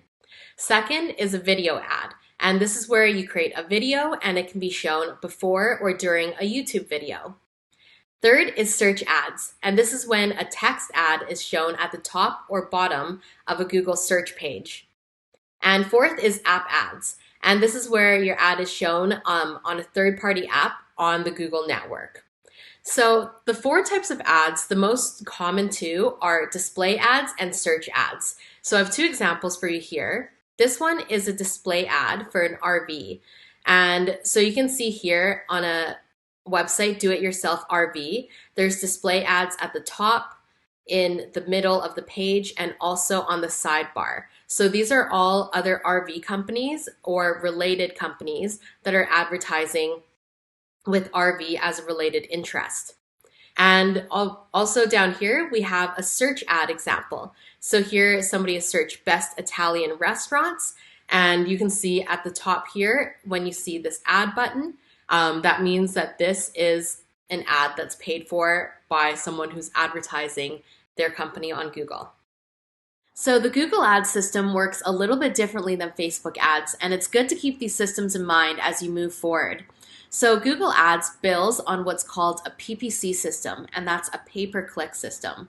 So that means you're only paying when someone clicks on your ad, and you can determine how much you want to pay per click and also how much you want to spend total. Also, Google uses a bidding system to determine whose ads get shown first. So Google's going to compare your bid compared to other people that are bidding for the same audience and the same keywords. So essentially, there's 5 steps to creating a Google ad. First is creating your Google Ads account and using your discount from Shopify. Currently, Shopify gives $100 credit for Google Ads, so make sure you use that. Second, you decide how much you want to spend, what's in your budget. Third, you choose your audience, and this is going to include your location, their networks, and also the keywords you want for your ad. Fourth, you set your bid, and fifth, you write your ad. So I'll take you through all the steps now. So getting started with Google Ads, you can click the link in the slide or simply Google Ads, and you'll be taken to this home page, and you can click Start Now. And if you're already logged into your Google account on the account that you want to be running ads on, it's actually going to log in for you automatically. So it's going to take us to this next page, and you can see I've already logged in as Honey Lou Store. So because I was already logged in on this device, it's going to recognize this on Google Ads and it's already going to be connected. So Google is super smart like that, which is awesome. And here you want to choose your main advertising goal. So I'm going to choose get more website sales or signups and click next. So first screen here, you'll be asked to describe your business. So just going to enter in business name. So Honeylou's Baby Boutique and honeylou's.com and click next. On the next page, we're going to be setting up our audience. So here, let's add our big 4 countries. So we've got United States, Australia, United Kingdom, and Canada. Okay, excellent. And hit next. The next step is to choose your products and services. So this is what you're in the business of. So here you can just start typing in a query and you can click all the ones that are relevant to your store. So I'm going to have baby clothing shop, newborn, maternity. We can have swaddles, swaddle blankets, children's store, children's clothes shop. Great. Maybe one more baby one. Baby shop. Perfect. And then in the suggestions, if there's any good ones here, you can click them as well. So these ones we can add: newborn clothes, baby jumpsuit, baby girls clothes, and that looks good. So click next and we'll be on our next page. Okay, so here we'll actually be writing our ad. And this is really good because it'll preview it right here for you. So you can see exactly what it looks like as you're editing it. So what you can actually do is you can take your meta description and change it up a little bit and make it fit a Google ad. So the trick here is to keep everything short, concise, and have all of your selling points. So this is what I came up with. Essentially, your headlines are broken up into 3 sections, and each section is separated by this little bar here. So for the 3 sections, I put Honeylou's Baby Boutique, loved by parents worldwide, and free shipping. So what our store is, why people love it, and the value it has, and also a feature that we offer. So I think this is a good, well-rounded title that should capture people's attention. Next, you have 2 description lines here, and each of them are 90 characters, and they kind of just go together as one paragraph. So as long as you put under 90 characters in each, it just comes together like this. So for the first one, I put Honeylou's offers premium baby goods, children's products, and maternity wear.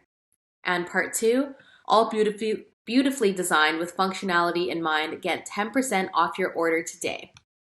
And if people click through on this ad, it's going to go through to the Honeylou's homepage. And when they're there, they're then going to get the 10% off coupon prompt, which we created earlier. So once this looks good, go ahead and click next. So the next step here is to determine your budget. So Google is going to suggest 3 different budgets for you, or you can enter in your own budget. And you can change your budget at any time, so don't feel like this is like locking you in for forever. And a budget is going to show a daily average spend for Google up to a monthly maximum. And it's also going to estimate how many ad clicks your ad is going to get per month. One thing you can think about is you can estimate that about 1% of ad clicks is going to bring in a sale. So let's say you get 1,000 ad clicks by doing this recommended budget. 1% of 1,000 is 10 sales. So you can think, is 10 sales going to generate more income for you than $365 of a monthly maximum? So that's something to consider. So what I usually like to do is I like to start with the minimum suggested Google budget and then test it out, see how it does, see if it exceeds the ad clicks per month, and also see what your average order value is. If your average order value is $20 per se, then it's definitely not worth it to run these ads. But if your average order value turns out to be higher, like up to like $100, and you get 10 sales of $100, then it's definitely worth it to be running Google Ads. So choose your budget and then click next. And one thing to remember too is you're only paying for clicks that you actually get. So when you're paying Google $10 a day, you're actually going to get click-throughs to your site. Otherwise, you won't be paying anything.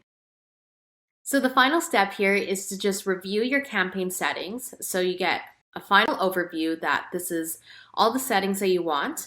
You can make any changes that you want to on this page. And if everything looks good, click next. And you'll just be taken to the billing page and enter in all your billing information and make sure you use the promotional code from Shopify. You have 15 days to use the promotional code, and if you don't know where to find it, you can go to discounts on your Shopify store and scroll down, and there's usually an AdWords offer on there. So enter in your introductory offer, enter in your credit card details, hit submit, and you'll have created your first Google ad.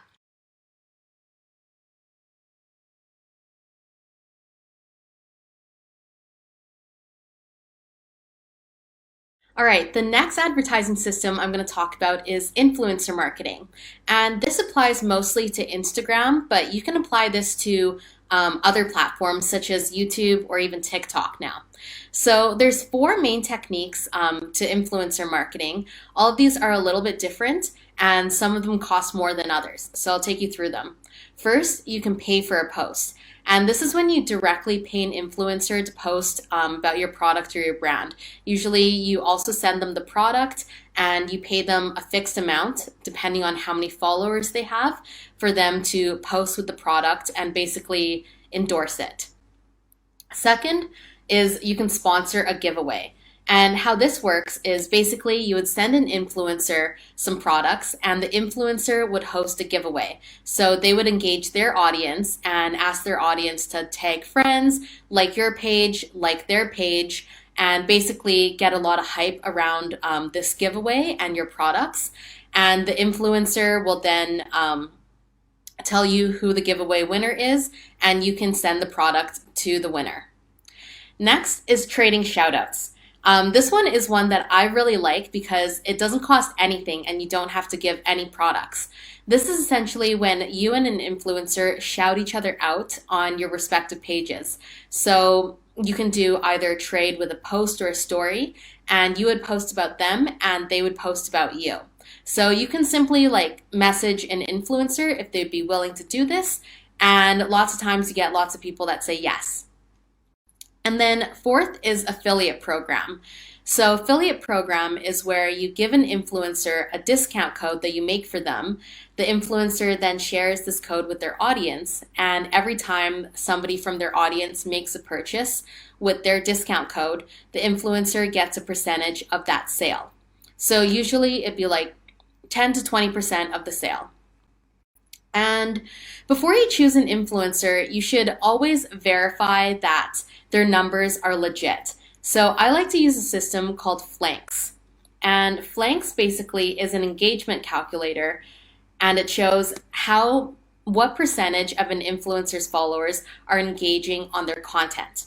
So engagement is really important on Instagram because without engagement, there's basically no point for the post. The point of a post is to gather engagement and gather people's interest, have people talking about the post, and the more people that talk about it, the more effective the post is. So you should aim to have an engagement, your influencer should have an engagement rate of at least 2.5%.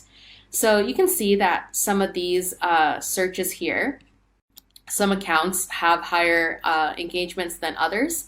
So Kylie Jenner has a really good engagement rate, 4.57%. Selena Gomez is pretty good as well. And this is a good way to filter out if a profile either has inactive users or maybe they have fake followers and you don't want to work with them. So you can see Nike has 0.27 engagement rate. So wonder what's going on there. So let's test one. Let's test Oprah. see what her engagement is.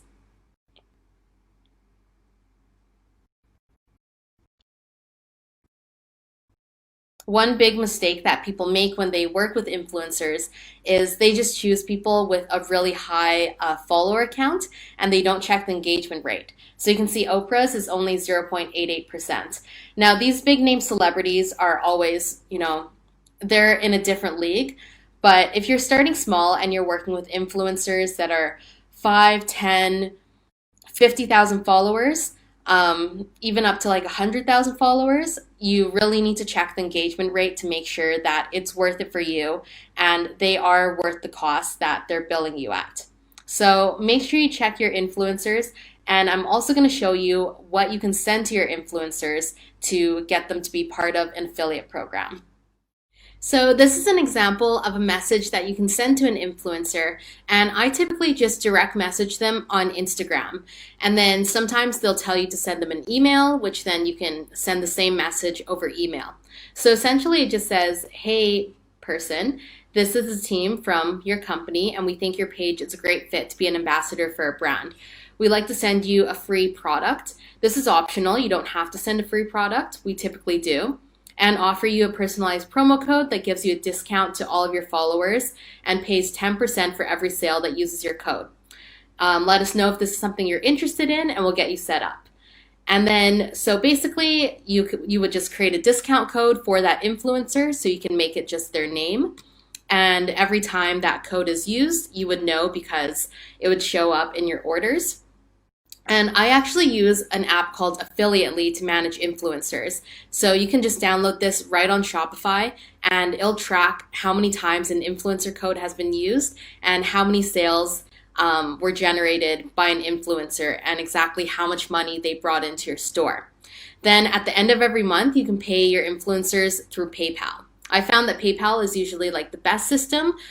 Pretty much everybody has it and it's accepted worldwide. So those are the systems I use. You can change it up a little bit depending on what you're comfortable with. But yeah, that's how you reach out to an influencer.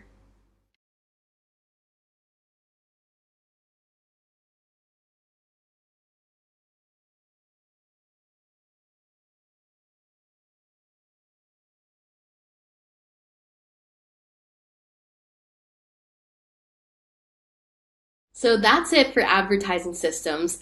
Now I want to talk about two other systems that you should implement as your store grows so you can keep up to scale and make sure that you're doing things in the most efficient manner that you can. So basically the concept here is you want to automate as much as you can and you don't want to repeat the same work over and over when you don't have to. So one thing that's going to happen when you get a lot of customers to your store, as your store grows, you're going to get more emails and more questions and concerns as well. So one thing that you should do is you should create a Google Doc with saved replies of the most common questions and concerns that people have. So when people email you, you can go to this Google Doc, edit a few things, and then send them that email. So let me show you what I mean by this. So for example, people are always going to ask, when will my order be shipped? So you can have a saved reply that you've already typed up here and just have blanks that you can fill in for that customer. So you can say, hi, customer, thank you for reaching out. We have looked into your order, fill in their order, and we are happy to tell you that it has been shipped. And then give them the rest of the information, best, your company's team. So this is a great way to kind of automate the process a little bit, and you don't have to write out the same email over and over and over again.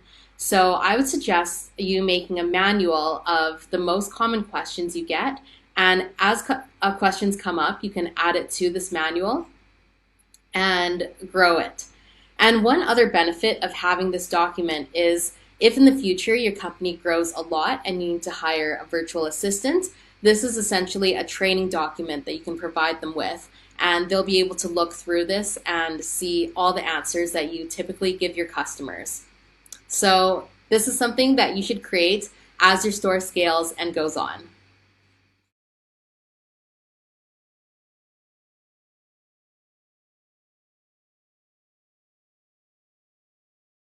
All right, guys, we're on the last section of the Shopify course, and this is where we're going to talk about numbers. So ultimately, you're creating a business because you want to create something really cool, but also it's because you want to make money. And here you want to calculate exactly how much money you're making or losing at the end of every month. And you have to remember the amount of sales that you make on Shopify is not the take-home amount of money that you're going to get at the end of every month. So it can get really exciting when you see the amount of sales racking up on your Shopify account and you're like, oh my gosh, I'm going to get this much money this month. That's not really the case at all. There's actually a few calculations that you need to do to calculate how much you're actually going to take home.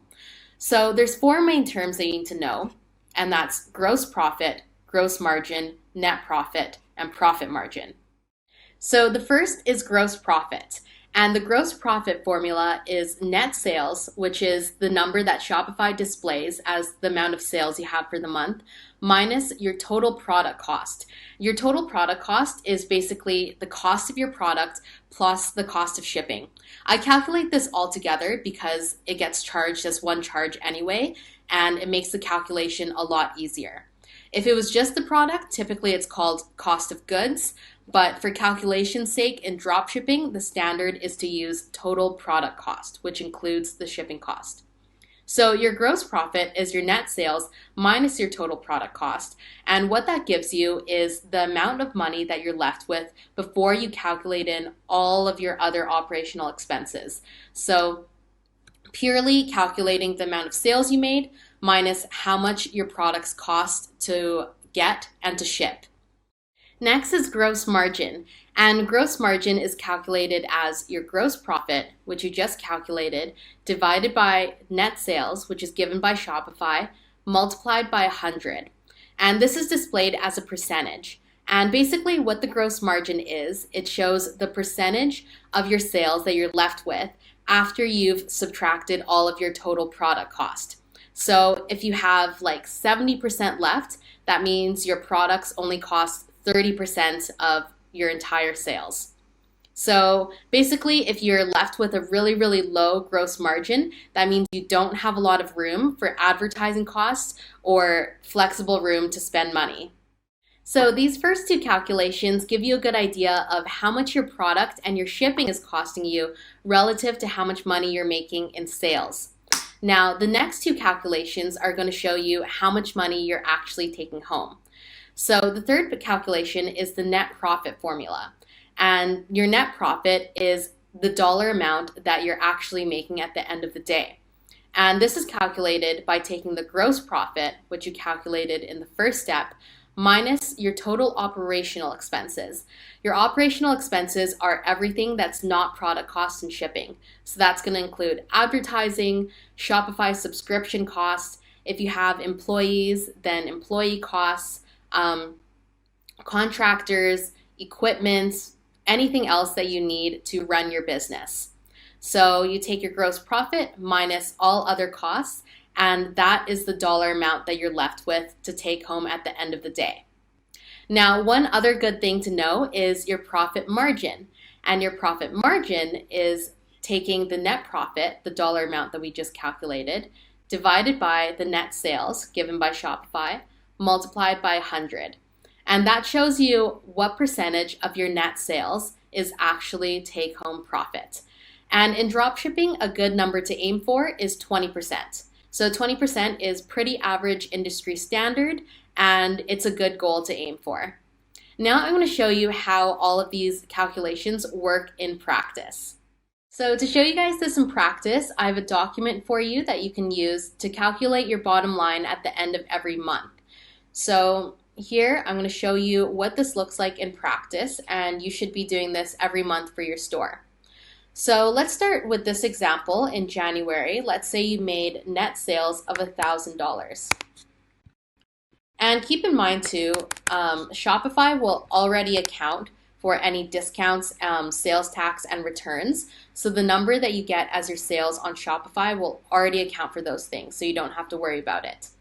Next, you enter in your total product costs. So the cost of your goods plus the cost of shipping. So let's say that all costs $400 altogether. You're then left with a gross profit of $600 and a gross margin of 60%. So that means you still have 60% of your money left from your sales after you've subtracted for total product costs. Next, you want to enter in your expenses. So let's say you spent $100 on Facebook ads, $100 on Google ads, $50 on influencer marketing, $50 on subscriptions, $50 on contractors, and then also $50 on miscellaneous costs. So that gives you an operational expenses amount of $400. And to calculate your take-home income, you're going to take your gross profit minus your operational expenses. So $600 minus $400, you're left with $200 profit at the end of the month. And then also here you have your profit margin, which is the percent of your sales that's actually your take-home income.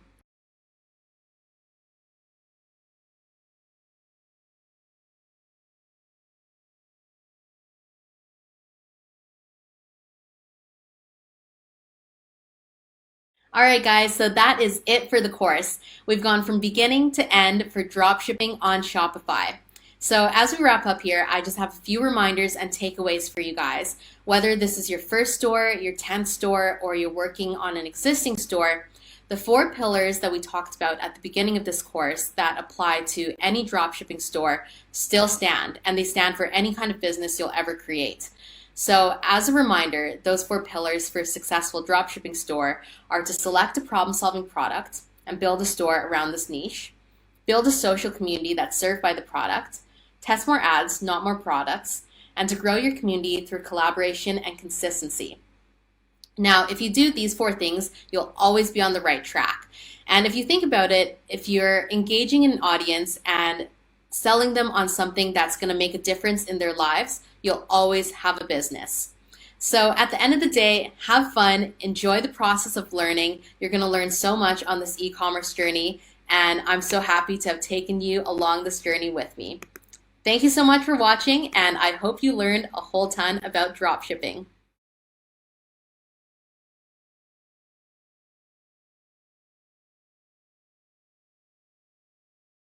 Hey guys, it's Sarah again, back with another episode of our dropship series. So today we're going to take a look at the aftermath of what's happened since we've launched our store and launched our ads. So now that we've had some data coming in, I'm going to show you guys how our store looks now, which ads have been performing and which ones haven't, and what we can do with this information.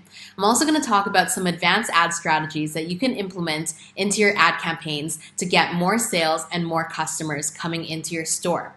We're also going to fulfill some of the orders that have been generated through ads so far. And I'm also going to show you guys some issues that may occur when you're dropshipping and how to solve them. So let's get started.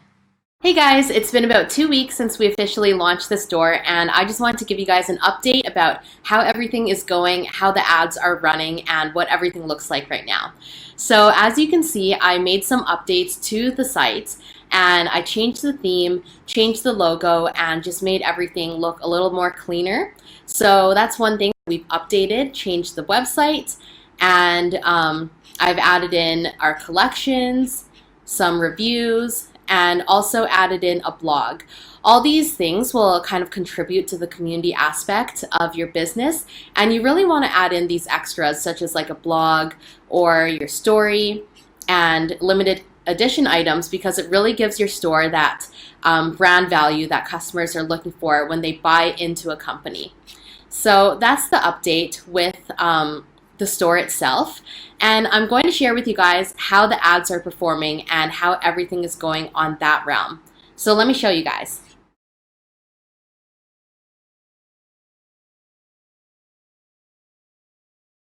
So as I've mentioned before, reviewing your ads is a super important part of the whole e-commerce process. You want to be seeing which ads are working, which ones are not, and which ones you may need to cancel.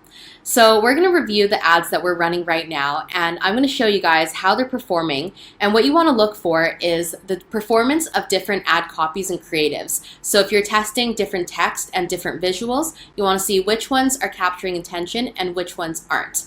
And you also want to check your quality ratings, which is how your ad is comparing against other ads in a similar niche on Facebook. And you also want to check your cost per result, how much it's costing you for each result that you're looking for on that ad. So let me show you guys how this looks. So right now I have ads running for 3 of the main products that I'm featuring on the store.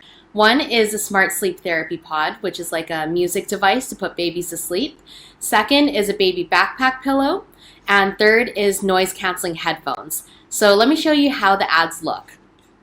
So on the ads manager, what we want to do is we want to look at which ads are performing, which ones aren't. And we want to determine which ads we want to continue running and which ones we may want to cancel. At this stage, it's really important to test ad creatives and see which ones work. So right now, I have 2 ads that I'm looking at right now for the noise canceling headphones. One I have is a carousel ad, which shows a variety of photos of the product in a carousel that you can scroll through. Second, I have an ad that's a video ad, and I can tell right away that they are performing super differently. So we can see that with the carousel ad, we only have 15 results of viewing the content, and for the video ad, we have 150 views of the content. And for the carousel, the cost per result is $2.27. And for the video, it's 16 cents. So you can tell that this ad with the video is definitely better than the carousel ad, and it's one that we should continue to run. And let me just show you guys what the ads look like. So the carousel ad, I want to see how it would be. So I highly suggest you do so because videos are the most effective types of ads on Facebook.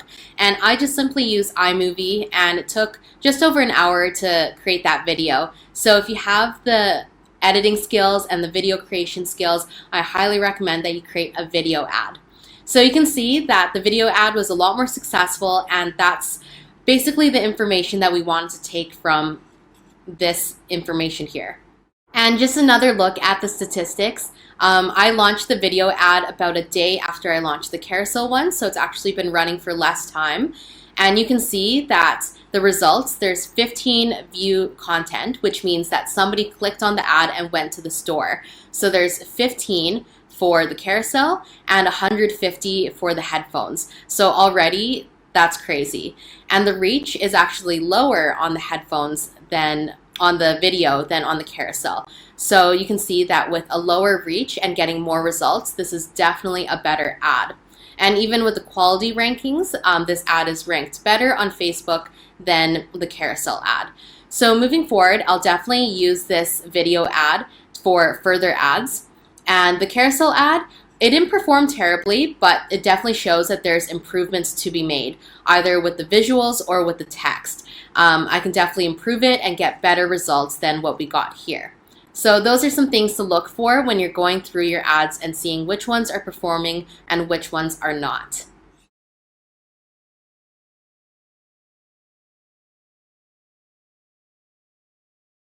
Alright guys, now that we've had our ads running for a while and gotten some customer information, we want to turn to 2 advanced ad strategies. And these strategies are retargeting ads and lookalike audience ad sets. So this is really important because a lot of customers won't purchase an item on the first time they see an ad. And also, a lot of people aren't able to be reached when you run a regular ad campaign. So I'm going to show you guys how these 2 ad strategies work, starting with retargeting ads. So basically what a retargeting ad is, it's an ability to show your ads to people who have already seen them. And to do this, we're going to create a campaign and create a custom audience with people with our Facebook pixel, with people who have already been to our website. So let me show you guys how to do that. All right, so to create a retargeting ad, we're going to start on your Facebook Ads Manager, and we're going to create a new campaign. So click Create, and we'll start a new campaign with the objective being conversions. So hit conversions, scroll down, and we're going to make the daily budget $10 and name the campaign Conversions Retargeting. Cool, and continue. And here we're going to choose our ad set. So here what we're going to do is first we're going to choose the objective as we want people to create a purchase. So that is going to be the objective of this campaign. Now we're going to choose our audience And here we're going to create a new audience. So hit create new custom audience. And here is where the Facebook pixel comes in handy. So choose your source as your website. And this is exactly what we want. All website visitors in the last 30 days are who we want to retarget. And we're going to name our audience website visitors last 30 days. Excellent. Copy that. We'll also create that for our ad set, create the audience, and hit done. So here we'll also name that for our ad set name and scroll down. Now here on the ads page, I have a great tip for you guys. So instead of creating a brand new ad, what you can do is actually use an existing ad that performed well. And so how you do this is you can have Business Manager open on a separate tab. And on Business Manager, you can go to your Business Tools menu, scroll down, and go to Page Posts. So this is why it's important to look at your ad statistics to see which ads do well and which don't, because you can actually reuse the same ads again and again, keeping their social proof. So that means you keep the likes, keep the comments, and keep any kind of engagement that you already got on the ad. So on this page post, you're going to go to ads. And I know for sure that this ad did well. So it reached a lot of people and it got a lot of post clicks. So we're going to use this ad again for this campaign. So what you're going to do is you're going to copy the ad ID and go back to your ads manager, and you're going to click use existing posts as opposed to create ad. So hit that, and here you're going to enter post ID and submit. Okay, excellent. So now it's going to run this ad with this campaign, which is awesome. So scroll down, everything looks good, and we'll confirm. So this is a really great way to remind people who already showed interest in your store to retarget them again using an ad that you know that works. So that is how you create a retargeting ad campaign. The second type of advanced ad strategy that you can implement is lookalike audiences.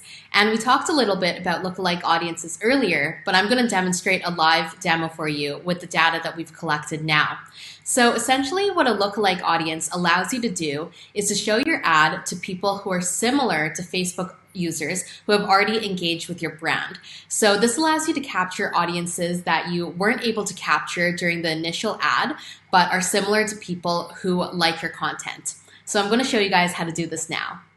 And here you'll just want to edit the locations. So instead of just having Canada, I'm just going to delete that. And then this is just going to target all the website visitors in the last 30 days from anywhere in the world.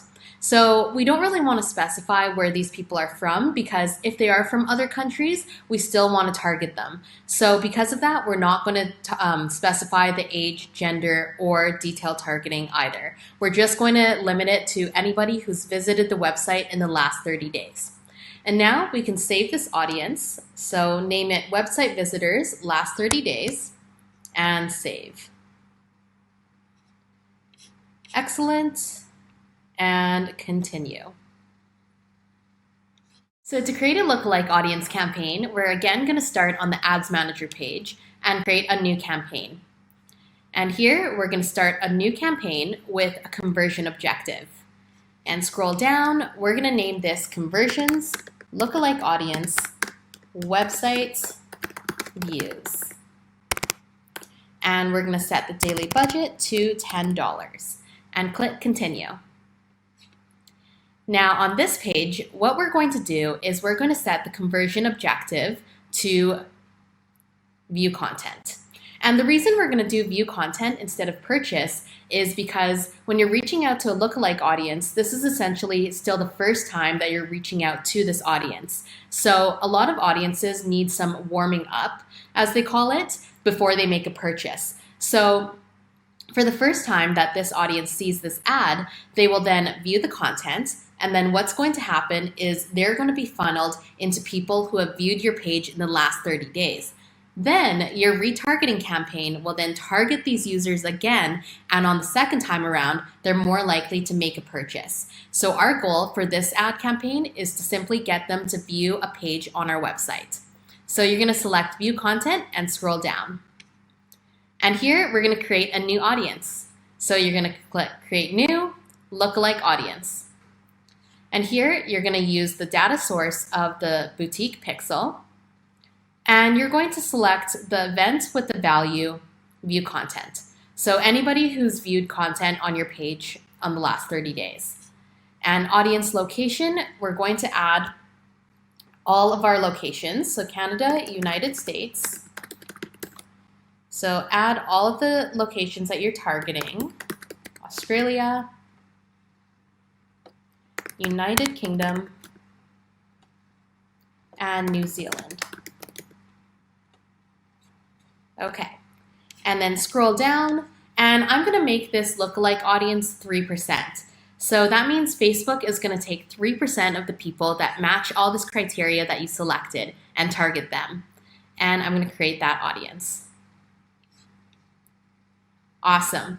And here again, just edit this location and remove Canada, and it's gonna target everybody worldwide who fits this criteria. We've already set the criteria to those countries, so it's already set. And scroll down, we'll save this audience as lookalike audience, Big Four plus New Zealand. Save. Okay, awesome. And automatic placements looks good.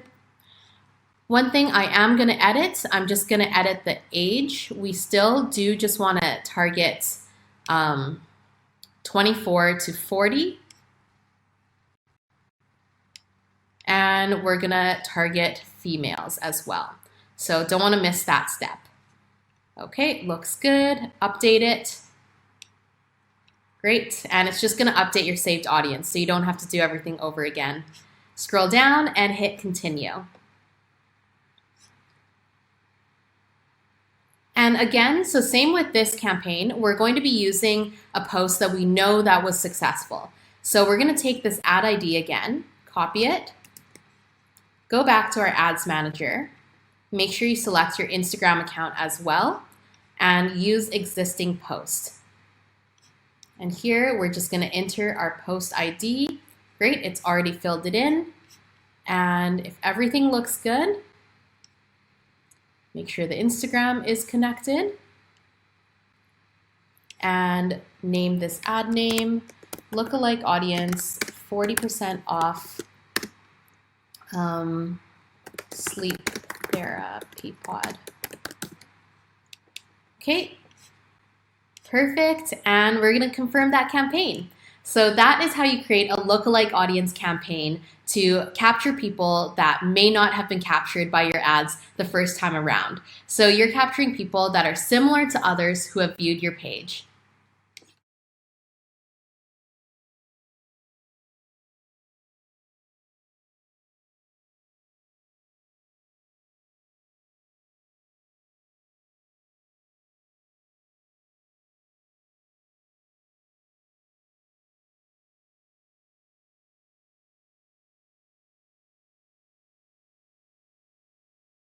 Now, fulfilling orders. So we have a couple of orders to fulfill, and I'll show you guys exactly how to do that. We did cover this briefly in phase 5, but I'm going to take you guys through it again with these real orders so you can see exactly how it works. So let's get started. So as you can see, we have 3 orders waiting to be fulfilled. And what you're going to do is you're going to go to Apps. I'll just open it in a new tab. And you're going to go to your Oberlo app. So go to Oberlo. Wait for it to load, and we're going to use Oberlo to fulfill the orders. So here, you're just going to go to Orders, and here you can see all the orders just listed right here on this screen. So what you're going to do now is you're going to click Order Product. And I suggest you do this from your earliest order and work towards your most recent order. So click Order Product. And what it's going to do now, it's going to take you to the AliExpress page. So direct you to the product page, and it's going to add everything to your cart. Excellent. And the shipping information is going to update in a second. There we go. And here we just want to enter in our payment method. So I'm going to enter in my payment information now. So I've entered in my payment information, and you just want to review your order. Make sure that this little paragraph is included in the notes. And if all looks good, the shipping is your customer's shipping address, and everything looks correct, then you can go ahead and place your order. And it might take a second to upload, but you should get to this page and it should say payment successful. We've received your payment. And you should get the overload notification saying order placed successfully and order number synced. And if we go back to the overload page, we can actually see that the AliExpress order number has already been uploaded and our order is in processing. When our order ships, we'll also be getting a tracking number, which will appear here. So this is how you can tell that your order was placed successfully if you have an AliExpress order number. So it's as easy as that, and I'll do another one with you guys. So let's order this one.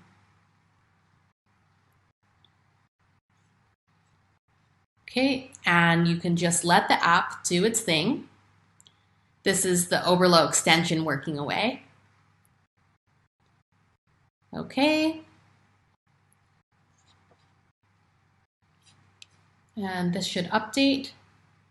Excellent, with our new customer. Okay, looks good. We've got our little paragraph in there, and we're going to place this order. So it's as easy as that. Payment successful. If we go back to the overload page, you can see it's already updated with our Ali order number and it's in processing. So if we go back to our Shopify page with the orders, it's still going to say unfulfilled. And this is going to change when your order gets shipped out on AliExpress. When there's a tracking number, then this is going to change to fulfilled. So it's going to update the tracking number not only on the overload page, but it's also going to display on your Shopify page. So again, that's how you place orders. Super simple. Now, while ordering products is really easy, I do want to show you of a situation that can arise and how you can deal with it. So we have this order here for our customer Charlie, and she's ordered a baby backpack pillow in the elephant variety.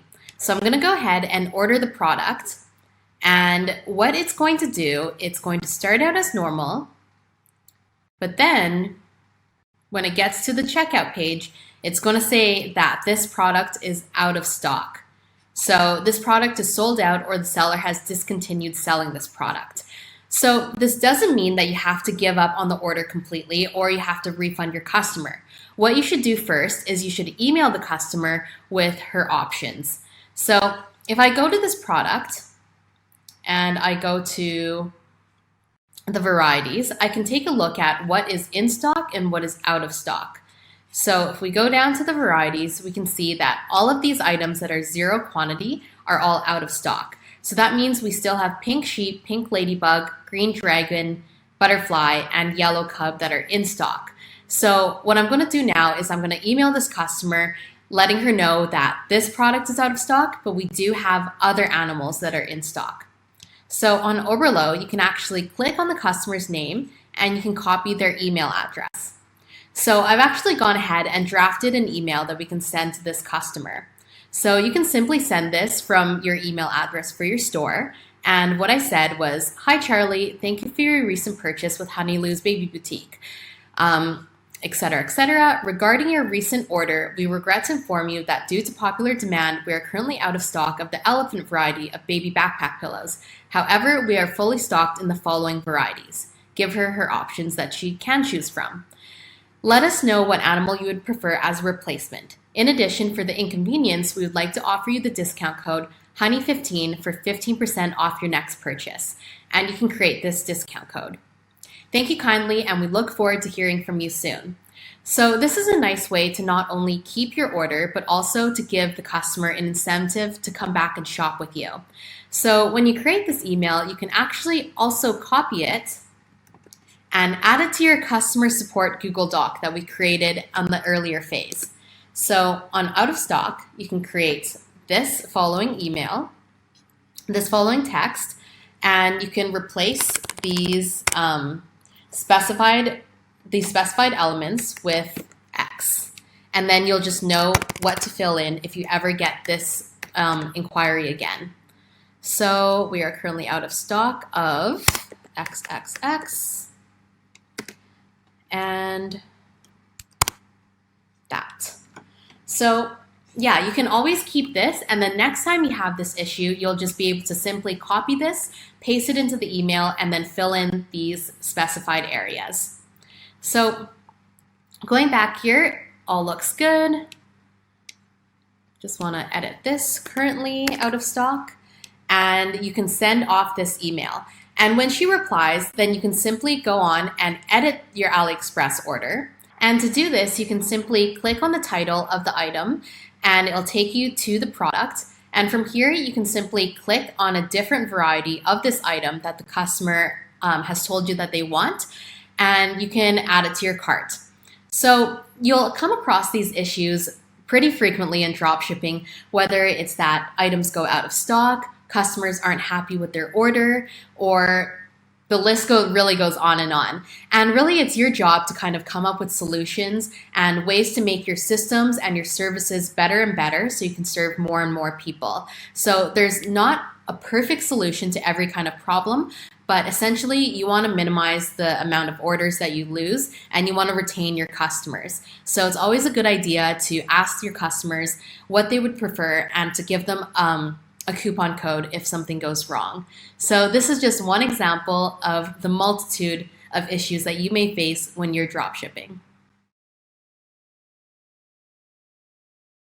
So now just a little recap of the first 2 weeks of launching the store and running ads. So currently we have 3 sales, 18 adds to cart, and 13 carts that reach checkout. This is actually a really good number for the initial 2 weeks because it takes a little bit for audiences to warm up and for you to retarget audiences and get them to come back and buy. We have 31 people that signed up for the email list. And again, this is another avenue for you to target audiences. And in the beginning of a store, the purpose is really to collect data so you can really go back and retarget these people. And we reached 93,000 people on Facebook ads and made over 126,000 impressions. And our store is currently in the top 14% of website traffic for stores that launched on the same week on Shopify. So that's pretty awesome. And I anticipate with these retargeting ads and lookalike audience ads, our sales are going to grow in the next couple of weeks. And we're going to be able to capture those people who have visited our store, weren't sure, and give them an opportunity to come back and shop with us. And if you're running your store and you haven't got any sales yet, the best advice I can give to you is to collect as much data as you can by getting people to visit your store and then retarget these people with retargeting ads to get them to come back and shop. Because most people will not make a purchase the first time they see a product or see a brand, but the more times that they see it and the more familiar they feel with your company and your brand, the more likely they are to make a purchase. So that's the update with this store right now, and I'm super excited to see where it goes from here. Hey guys, it's Sarah again. So it's been another 2 weeks since we've had the store running. So I just wanted to come back here and give you guys some updates about the results of the store over this past month. So after another 2 weeks, we ended up getting 15 sales, 263 people added items to their cart, and 46 people reached checkout. And we had 129 people sign up for our email list. We reached 377,000 people on Facebook ads and made over 688,000 impressions. This is really awesome because even if these people haven't purchased from us yet, people signing up for our email list and people seeing our brand means that you're able to retarget these people through email campaigns and through your Facebook pixel and hopefully capture them as a customer for the future. So not only are your ads paying for sales, they're also paying for sales leads, which brings you customers moving forward. And another awesome thing is our store is ranked in the top 4% of website traffic for stores that launched in the same week on Shopify. So this statistic here, I'm going to show you guys what that looks like on mobile. So some statistics you can actually only see on mobile. So this is one of them. This is the mobile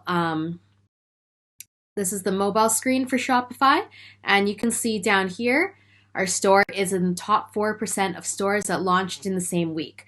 So some stats you can see on desktop, some on mobile. So make sure you check both platforms to make sure you have all your quantitative data for your store. And now I'm going to show you guys some other interesting statistics that I found while going through our results. So here I'm on our Shopify dashboard, and you can get here by going to Analytics, Dashboards, and it's going to show you a bunch of statistics about how your store is running. So you can see over the last month, we made $658.40 US dollars in sales, had 21,000 online store sessions, and a returning customer rate of 6.67%. Ideally, you would like to get this returning customer rate up because the best customers are the ones that come back and purchase over and over again. And you can see here, our online store conversion rate is 0.06%. So as a future consideration, this is another percentage that I would like to raise as well. Average order value is $43.89. Some future considerations for this is you could add in a free gift if people order over a certain amount, or add in a discount if they order over a certain amount. There's definitely a lot of strategies to raise your average order value, and that's a really good incentive to give to people to make their average cart higher every time they check out. And also the online store sessions by location. So I found it was interesting. The majority of our customers were from the United Kingdom. So this is something interesting to consider and to look at why they might be from the UK and if there's any opportunities there to expand your market. So and also the top products by units sold. By far, the most units sold was the sleep therapy pod. I ended up promoting 3 main products, which is a sleep therapy pod, the baby backpack pillow, and noise canceling headphones. And out of all of those, the best selling was definitely the sleep therapy pod. So that was our winning product for sure. And some other statistics to look at is, so this is another statistic that you would be seeing on your mobile device, and it's how many times a product was viewed and how many times a product was added to cart. So what I found interesting was the noise canceling headphones were actually viewed the most, but by far the baby sleep therapy pod was added to cart the most. So that means that the product copy or the creative on the landing page of the sleep therapy pod definitely is more convincing because it got 50 people to add it to cart, whereas only 4 people added the noise canceling headphones to their cart. And another thing that I want to show you guys is the difference between the copies of our 2 Google ads that I ran. So let me show you guys our Google AdWords platform. So I ran 2 Google ads, each with a different written copy, and I wanted to see how these 2 ads would compare against each other and which one would be better received. So this was the first one, and this is what the ad looked like. So over a week, it got 35,000 impressions, 680 clicks, and we spent $153 on this ad. So comparing that to our other ad, which looks like this, and I put a code in the title, this ad got 194,000 impressions, 1,300 clicks, and we actually spent less, $121. So this is a really interesting statistic, and it shows that ad copy definitely makes a huge difference when you're doing marketing. So it's really important to check your ads and see which ones are performing and which ones aren't, because the difference can definitely be huge. And finally, I just want to show you guys another look at our Facebook and Instagram page. So this is one of the most successful ads that we ran, and you can see that it reached over 200,000 people, and it's gotten almost 1,000 likes and 200 comments, 350 shares. So when people are commenting on the ad, it's really important that you engage back because they're going to be asking questions, and you want to make sure that you're replying back to your customers, engaging with them, and basically providing the same customer service that they would get if they walked into a brick and mortar store. So people will ask questions, people will say that they love the product, and just always respond back and show them your love back. So that's what the Facebook page looks like. And it's really great. It's getting a lot of traction in terms of customers. And this seems to be an ad that lots of people are loving and sharing. So it's actually getting a lot of organic interaction, which is awesome. And also our Instagram page, this is what it looks like right now. So it's really rolling with the amount of engagement that it's getting. And as I talked about before, you really want to build a community with your social media and engage that community. So not only do you want to post your products, such as these ones, so posting our products, but we also want to do things such as post shout outs and relatable community content. So in this post, we shouted out a mom to be, and you can see that we have all the hashtags and we're getting discussion comments on the post as well, which is awesome. And also, here I've created parenting hack graphics page to be a place where your community. And finally, I just want to thank you guys again for following along on this course. I had a ton of fun building